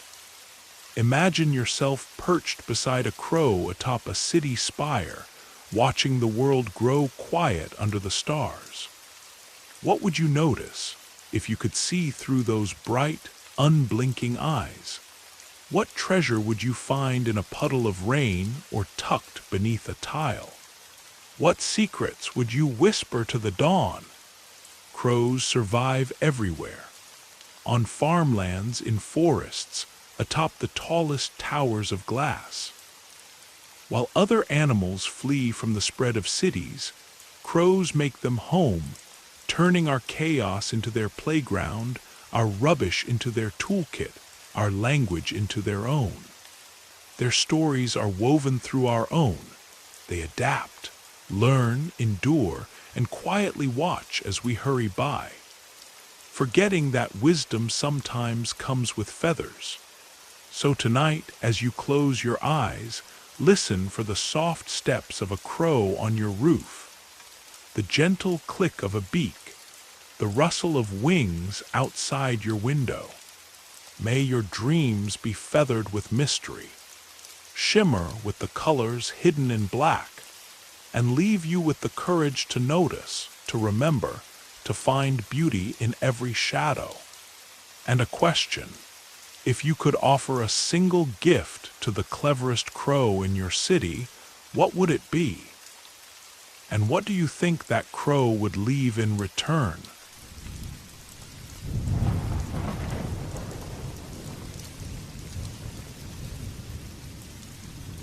Somewhere beyond the noise of the highway, past the last line of apple trees and the buzz of lazy summer bees, lies a field that smells of sun and new beginnings. Here, where the earth is cool and soft underfoot, dandelions sway like yellow lanterns, and the morning air is sweet with the scent of hay, you hear a low, contented grunt. Not a complaint, but a thoughtful greeting to the day.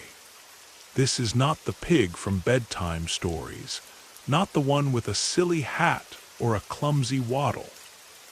This is a real pig, a philosopher with a muddy belly, a dreamer in pink, a quiet genius watching the world from under drooping ears. In the legends of ancient China, the pig is a symbol of prosperity and joy, a sign that a home is warm and well-fed. In Ukrainian Kazakh, the pig is crafty, loyal, and almost always the one who finds a clever way home. Even in European fairy tales, a piglet is a sign of luck, a promise of comfort, a bit of laughter snorting through the gloom. No wonder, for if you ever look closely into the eyes of a pig, you'll see something that feels old, soft, and unexpectedly wise. Let's begin with the body. At first, a pig might seem awkward, shaped like a beanbag made for napping, but the truth is, they are far more graceful than most would guess.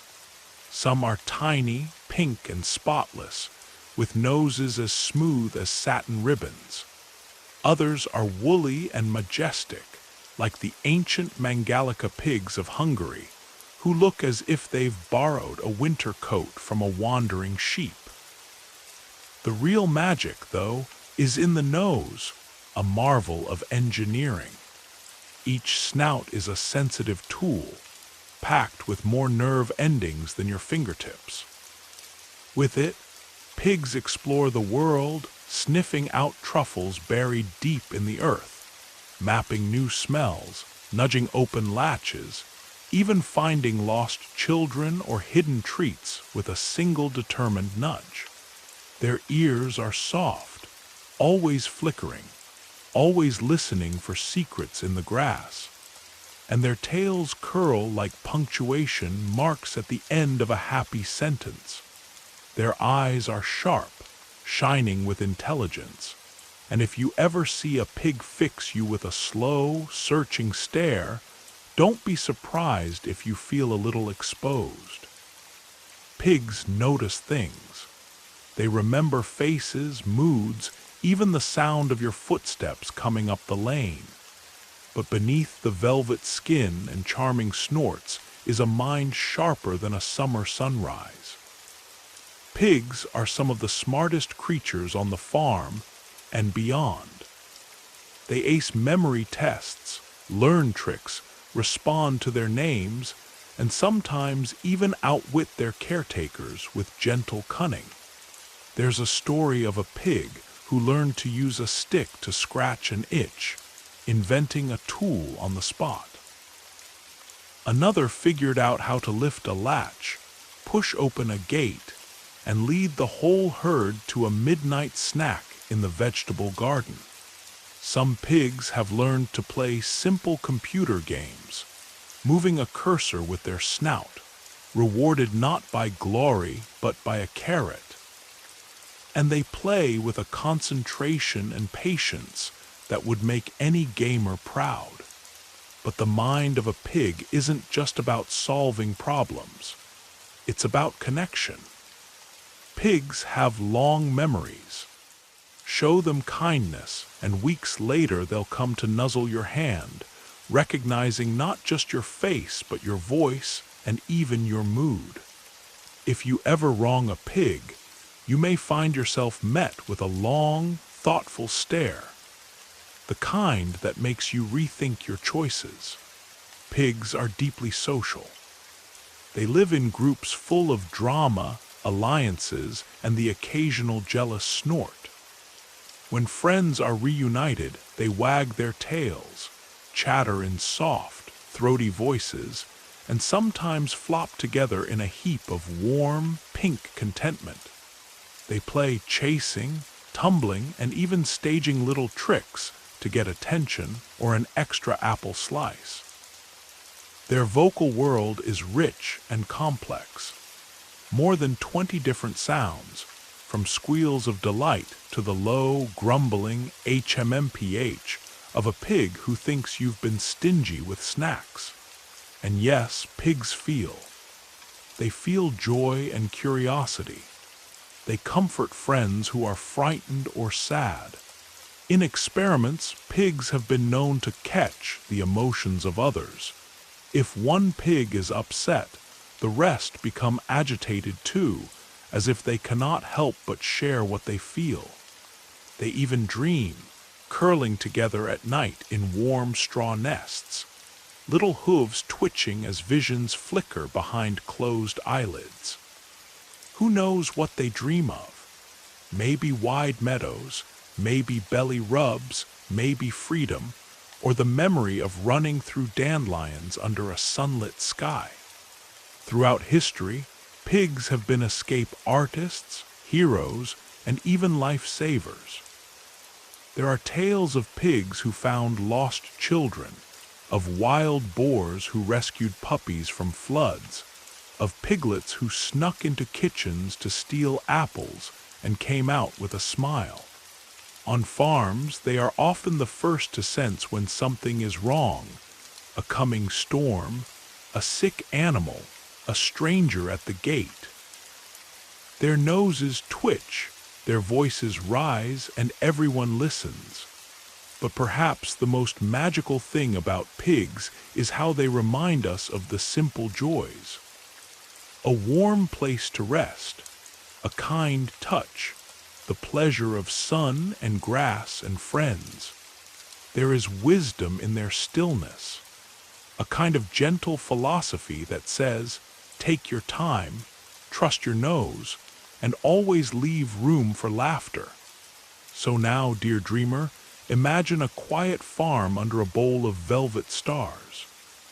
The grass sighs in the night breeze, and in a nest of straw, a pig stirs.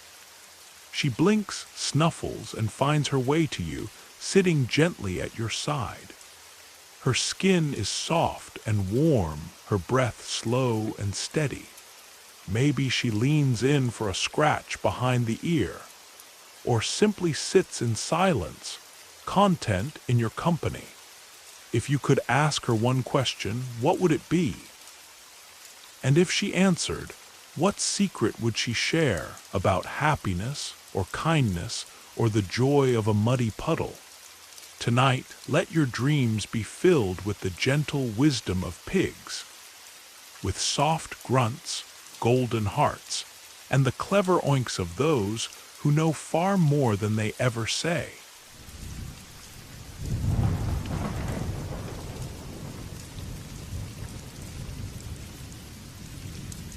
Somewhere at the edge of a sunflower field, where morning light pools in drops of gold, and the air quivers with the breath of summer, there is a palace so small you might step over it without a second glance. No velvet rugs, no crystal chandeliers, but a sweetness so pure it catches the heart. A beehive, alive and humming, hidden in the shade of old wild plum trees. From the very beginning, bees have been symbols of life and luck. In ancient Egypt, the bee was the mark of kings, a sign of power and order. In Ukraine, she is the gentle counselor in Ka'azekea, the one who finds the path home when all seems lost. In medieval France, bees decorated the cloaks of emperors. And in every corner of the world, honey is the taste of memory, childhood, and the sun's warmth bottled for a rainy day. But step closer, dear dreamer, and listen. The hive itself thrums with a symphony of wings. Inside, it is dim and close, warm as a heartbeat, fragrant with wax and nectar. Thousands of sisters hurry up and down the honeycombed walls, each with a task, a purpose, a sense of place so deep you can almost taste it.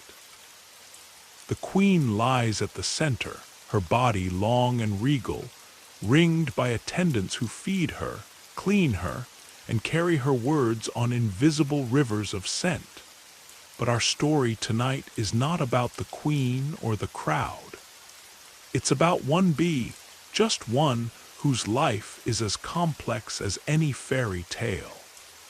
She was born in darkness, in a chamber no larger than your fingertip. Her first memory is the warmth of bodies, the smell of honey and propolis, the touch of 100 gentle legs. She learns by feeling, by listening to the endless hum of advice. Which way is up? Which way is home? Who is kin? Who is queen?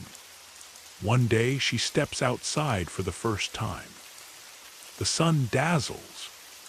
The world smells wild and endless. Her wings buzz, trembling, uncertain, and she launches into the air, up, up, over the grass, over the fence, into the blue, following the perfume of dandelion and apple blossom. With every flower, she learns. She tastes, she remembers, she dances, not out of joy alone, but to tell her sisters where the gold is hidden. Bees speak in movement. The waggle dance, famous and mysterious, is their living map, a flick, a turn, a vibration that means this way, that far, such sweetness you would not believe. Other bees watch, feel the rhythm, and understand. They fly in search of the promise, their bodies dusted with pollen, their minds full of directions and scent. A hive is not just a home. It is a democracy, a memory, a living engine. When the time comes to move, scouts go out, compare new places, and return to debate, not with argument, but with ever more passionate dances. A decision is made in pure harmony. No war, no shouting. Just a wave of agreement that ripples through the crowd. And bees are not simple. They can count. They understand the idea of zero. They learn from each other, solving problems together that would stump many creatures 10 times their size. In one study, bees watched a clever sister pull a string for sugar, then tried it themselves. No lessons, just learning by looking, the oldest way of all. Yet their genius is not just in the mind, it is in the heart.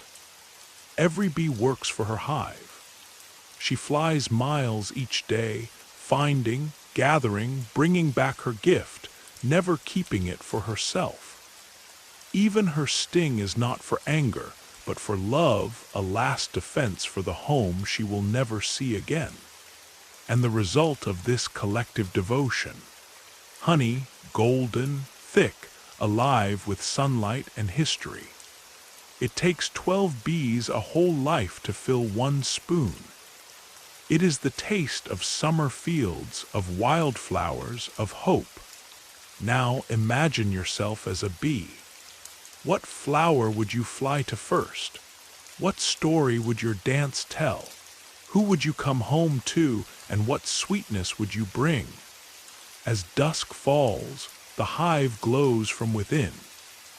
You can hear the heartbeat of thousands of wings, the soft click of mandibles shaping wax, the hush as the queen rests at the center of her living crown. Above the meadow, a single bee circles, her body striped with gold. her mind busy with the memory of sky. Tonight, dear dreamer, let your dreams buzz with secrets and honey. Remember, sometimes the smallest life holds the biggest story, and sometimes the truest wisdom wears wings.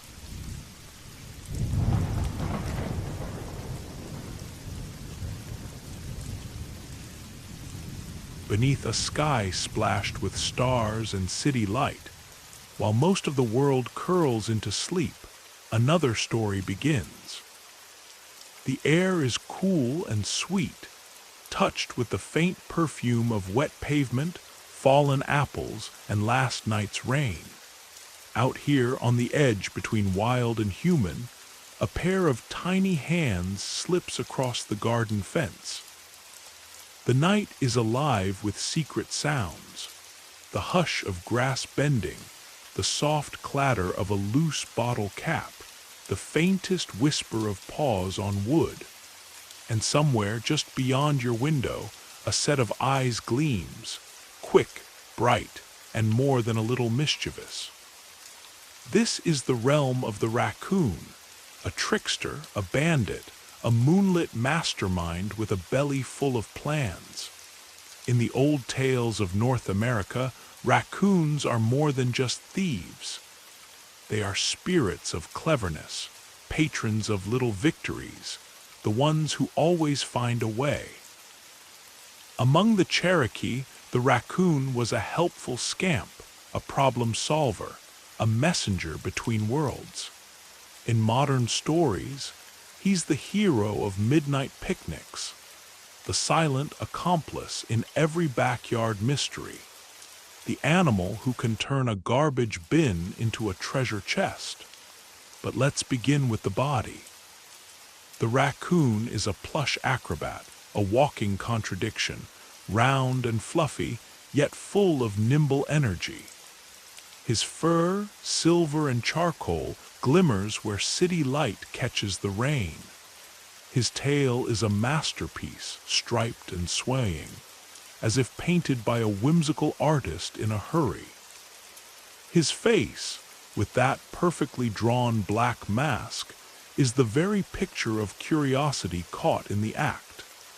And then there are the hands, oh, the hands. 5 soft fingers, each loaded with nerves, each moving with a dexterity that would impress a pianist. If you've ever felt a raccoon's paw, you know it's both gentle and determined, cool as silk and strong as wire. Everything a raccoon does begins with his hands.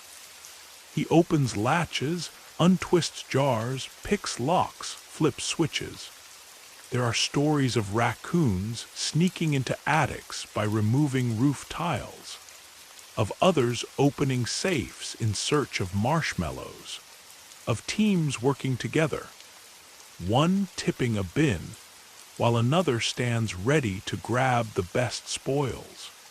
In the wild, they pry open oyster shells, lift stones for snails, solve puzzles that would stump most pets. In the city, they learn garbage days, memorize dog patrols, outsmart cameras, and make maps of every shortcut and hiding spot. One study showed raccoons remembering a lock's combination 3 years after they solved it. A memory longer than most of us keep a phone number. Raccoons see the world through their hands. Give them an object and they'll turn it, tap it, roll it, learning its secrets, deciding if it's treasure or trick. Sometimes, as they examine a shiny rock or a forgotten key, you'd swear they were asking themselves, how much could I trade this for a cookie? But it's not all cunning and capers. Raccoons have heart. Youngsters chase, wrestle, and pounce, tumbling through fallen leaves and gutter puddles like wind-up toys. Adults sometimes join forces for the winter, sharing dens and warmth, teaching their kits the best places to find food or the safest places to cross the alley. They groom each other, chatter with 100 soft sounds, and will even pause in the middle of a biscuit heist just to stare at the moon together, as if sharing a secret only raccoons know. Emotionally, raccoons are a kaleidoscope. Curious, proud, quick to play, stubborn to the point of comedy. There are raccoons who seem almost embarrassed when caught in the act, covering their loot with a paw, or who parade their trophies like champions. Watch one as he backs away with your sandwich. Gaze locked to yours. Is that a smirk, or just the pride of a job well done? Of course, life for a raccoon is not without chaos. Their curiosity gets them into trouble. Their stubbornness sometimes leaves them stuck, literally, in jars or drain pipes. Yet it's this mixture of brilliance and mischief that makes them so beloved. In a world that celebrates neatness, raccoons are the joyful exception. Proof that cleverness can be messy, resourcefulness a little ridiculous, and that sometimes the best plan is just to try, and try again.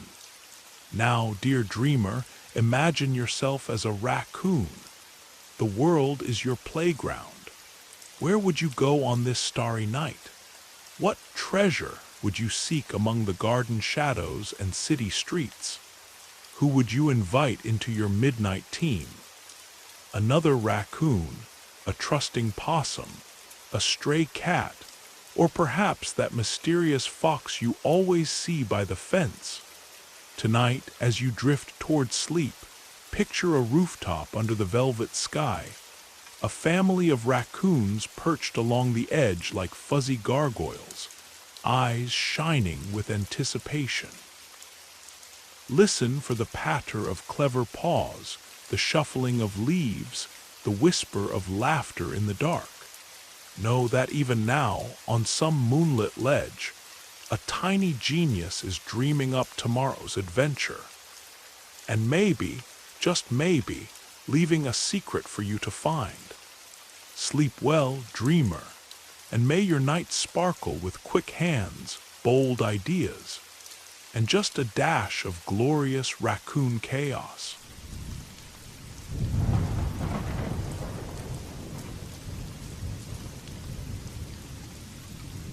Beneath your very feet, under the mossy stone you never bothered to turn, or in the soft dark under the roots of an old garden tree, a city lives and breathes, hidden from the eyes of giants.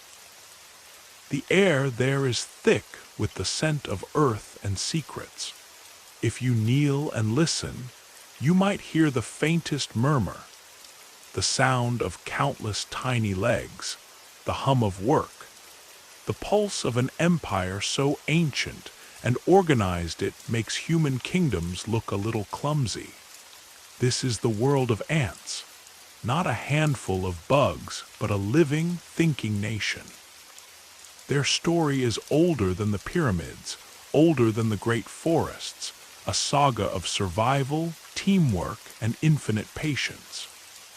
In African folk tales, ants are the keepers of wisdom, silent builders of fate. In ancient Greece, they stood for resilience. In Ukrainian Ka'azekai, the little M-U-R-A-K-A is always the one who finishes the hardest task with quiet wit and stubborn heart. Imagine yourself shrinking down, the ground looming large, the grass now a shadowy jungle, dewdrops as big as lanterns. All around you, the colony moves, a river of bodies, shining black and red in the underground twilight. The smell of clay, of green roots, of mushroom farms in the dark. Let's follow just one ant tonight. She wakes with the sunrise, antennae twitching, reading the chemical news left behind by the scouts. The path to the bread crumbs, It's changed. Rain has washed away the old scent, but she is not lost. She taps a senior worker, who slows just enough for her to learn the new route. Together, they cross bridges made of living bodies, climb walls, pass nurseries where the young are tended with the care of 100 gentle nannies. The colony is a superorganism. No leaders, no speeches, no medals. Everyone has a job. Some dig, some farm, some protect the queen at the center. A living heart beating in the shadow of soil. There are workers, patient and precise, soldiers with jaws like curved scimitars, ready to defend the gates. And yes, the queen herself, heavy and radiant, laying eggs like a slow, steady clock. Even the drones, short-lived but necessary, play their part in the quiet opera. Communication here is not about sound or sight. It's scent, pure and clear, pheromones left in zigzag trails, whispers that mean food this way, danger ahead, or just keep going, you're almost there. If a tunnel collapses, others swarm to repair it, never pausing to ask whose job it is. If an obstacle blocks the main entrance, a wave of ants explores side routes, leaving new maps in their wake. Decisions are made not by arguing, but by hundreds of feet following the freshest trail, a democracy of action, faster than thought. Ants build more than tunnels, they farm. Leafcutter ants slice green banners from the forest, carrying pieces bigger than themselves back home, not for food but for growing fungus. A crop tended as carefully as any human garden. Fire ants, when floods come, link legs and jaws to form living rafts. The queen kept safe at the center as the river carries them to new land. Army ants, unstoppable in their hunger, form marching bridges and living bivouacs. A city made of bodies that breathes and shifts with every sunset. And their math, it's legendary. Ants estimate, calculate, assign jobs, optimize routes. Scientists borrowed their secrets to build better computers, letting the wisdom of 1,000,000 tiny lives guide how we solve our biggest problems. But it isn't all calculation. Sometimes, an ant lingers beside a fallen nestmate, feeling the loss in the silent language of slowing feet. Sometimes, the colony carries an injured worker home, tending her wounds, the rhythm of work pausing just enough to show there is room here for care as well as efficiency. So now, dear dreamer, imagine. If you could choose your role in this world, what would it be? Would you be a scout, braving the bright danger of the surface? A builder, shaping tunnels in cool earth? A nurse, tending the next generation? Or would you stand watch as a soldier, jaws ready to defend the soft heart of home? Close your eyes, feel the trembling earth, the breath of 1,000 lives moving in harmony. Tonight, as you drift into sleep, let your mind wander through the ant city, under stone, through shadow, past warm nurseries and deep into the queen's chamber. Remember that even the smallest hands working together can move mountains. That greatness is built one grain at a time. And sometimes the wisest voices are those that hum just beneath the noise.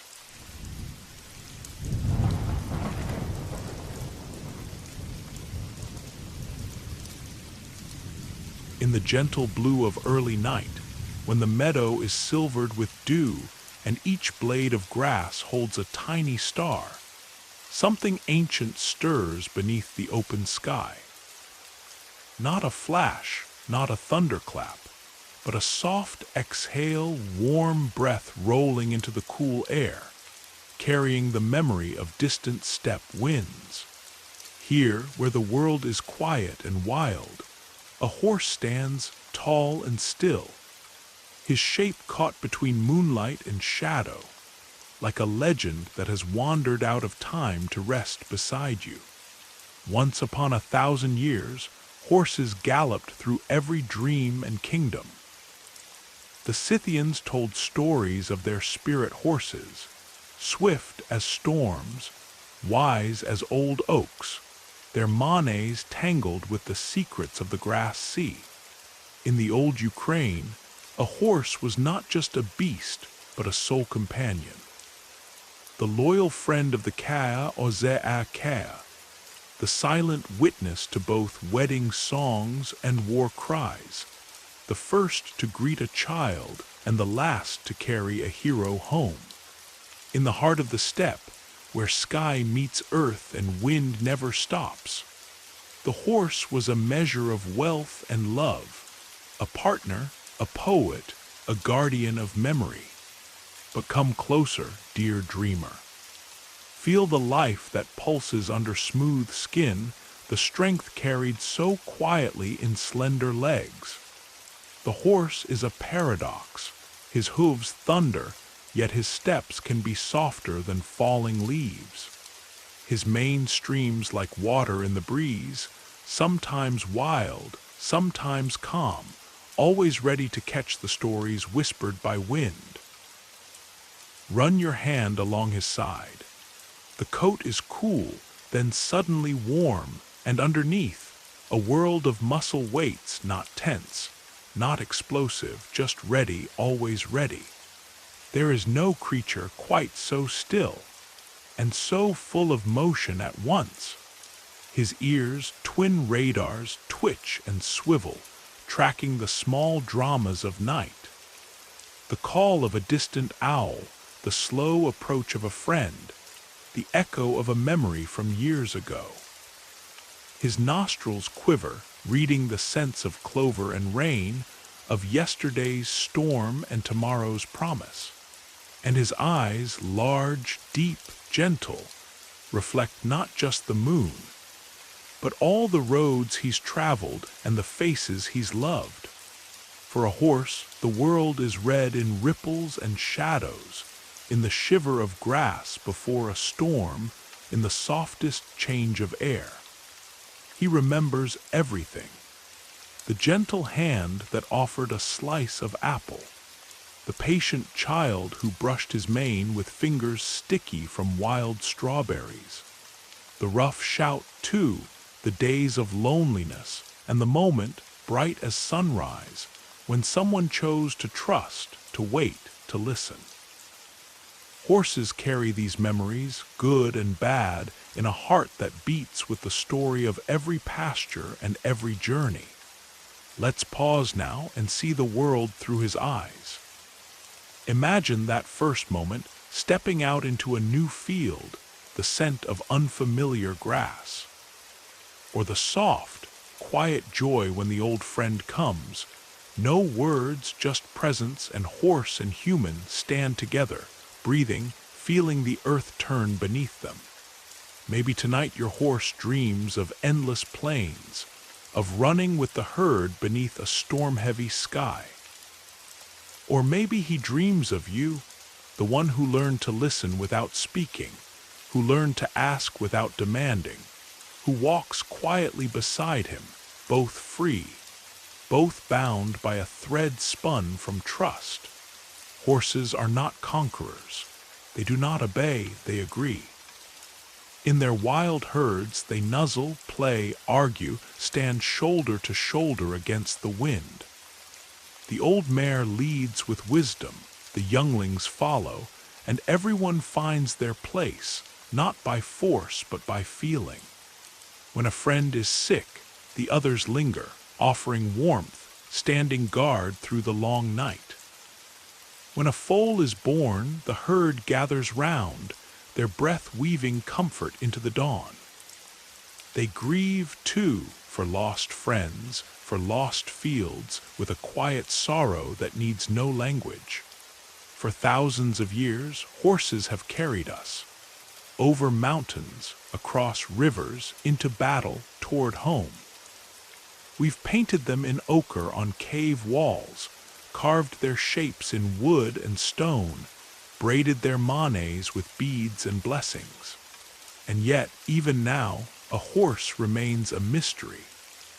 Always a little wild, always a little wise, always choosing to come closer, or to stand apart just beyond our reach. So now, dear dreamer, imagine this. You are standing in a moonlit meadow, the grass cool beneath your feet. Somewhere in the darkness, a horse watches you, his body still as stone, his eyes full of memory. Slowly, quietly, he approaches. You don't move, you wait, you breathe.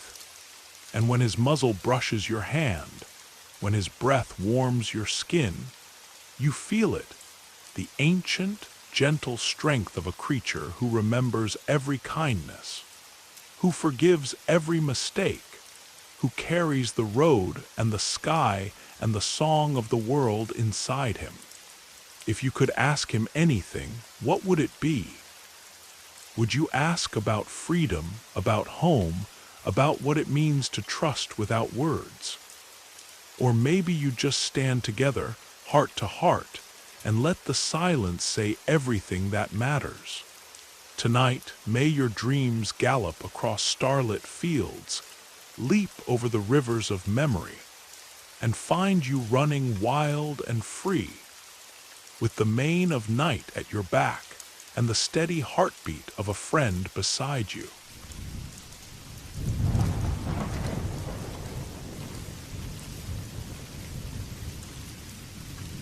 Before the city wakes, when sky and rooftops are one color and silence still lingers in the streets, a single bird stands at the edge of a chimney, feathers fluffed against the cool. The world below is a maze of dreams and secrets. Warm coffee rising from open windows, the sweet ache of fresh bread, last night's rain shining on stone. From here, the city is not a forest of chaos, but a map written in memory. Every alley and avenue drawn by invisible lines that only a pigeon can truly read. To most, the pigeon is a blur at the edge of sight, a flutter of gray and lavender vanishing beneath the wheels of a tram. But step into their world, dear dreamer, and everything sharpens. The air itself is filled with signals, electric, magnetic, scented, sung. Here, on the highest ledge, a pigeon closes its eyes and feels the hum of earth beneath its bones, the pull of home inside its chest, the echo of journeys made by ancestors thousands of years before. In old legends, the pigeon was always more than a city dweller. In ancient Babylon, kings sent messages by tying secrets to slim, feathered feet. In Greek myths, white doves flew for the goddess of love, and on Ukrainian, VYS Cyrillic letter 456 LL Ya, brides released a pair as a wish for peace and unity. Even the Bible remembers the pigeon, Noah's dove returning with a fresh olive leaf, the promise of hope after every storm. But today's pigeon is a citizen of the world. She knows the song of every city. She can find her way across endless roofs, down echoing streets, past sleeping statues and ticking clocks. Her gift is magnetoreception, an inborn sense as mysterious as love, that lets her feel the Earth's magnetic field and see invisible maps that shimmer above the city like northern lights. To her, every bakery is a landmark, every cafe a scent memory, every bronze monument a signpost in a living atlas. Let's follow one clever pigeon as she begins her morning flight. Her wings snap open, and she leaps from the ledge, riding air currents that swirl with bakery sugar and distant lilac. She glides over the tram wires, past children skipping to school, over a market just waking. Far below, she spots a woman who always tosses crumbs, a dog who never barks, a child with red shoes who laughs and waves. These are not just shapes, they are part of her memory, as familiar as the sound of her mate cooing softly at dusk. Her mind is alive with patterns. She knows where the best puddles form after rain, where to hide when the sky goes dark with thunder, how to read the sun's tilt and the city's changing winds. If you set her down miles away, in a place she's never seen, she will still find her way home, guided by magnetic whispers, the scent of distant bread, and the silent compass inside her heart. Pigeons are no fools. They pass intelligence tests that rival monkeys, recognizing themselves in mirrors, learning to distinguish between paintings, solving problems most birds wouldn't even attempt. Some have braved wars and storms to deliver messages that changed history. One pigeon named Cher Ami flew through gunfire with a message tied to her leg, blinded, bleeding, and still found her way home. For this, she was awarded a medal and a tiny wooden leg. But pigeons are not just survivors, they are lovers, partners for life. In quiet corners, they nuzzle each other, sharing warmth and gentle songs. When reunited after hours apart, they greet each other with soft wings and gentle coos, a reunion as old as time. Both parents feed their chicks with a rich, living milk, crop milk, and teach them, patiently, to step onto the edge of the world and trust in air. So now, dear dreamer, imagine for a moment. If you were a pigeon at sunrise, where would you go first?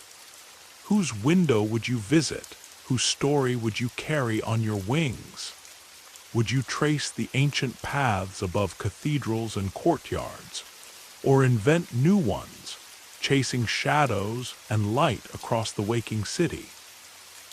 What secrets would you see from the sky that no human could ever guess? Tonight, as you drift into sleep, let your mind float high above the rooftops. See the city through eyes that remember every corner, every crumb, every kindness, and every cold wind. Know that you are seen from above by a heart that finds home in the hardest places. Remember, the city is older than it seems, and its stories are written not only in stone and steel, but in the soft beat of wings and the golden eye of a bird who never truly gets lost.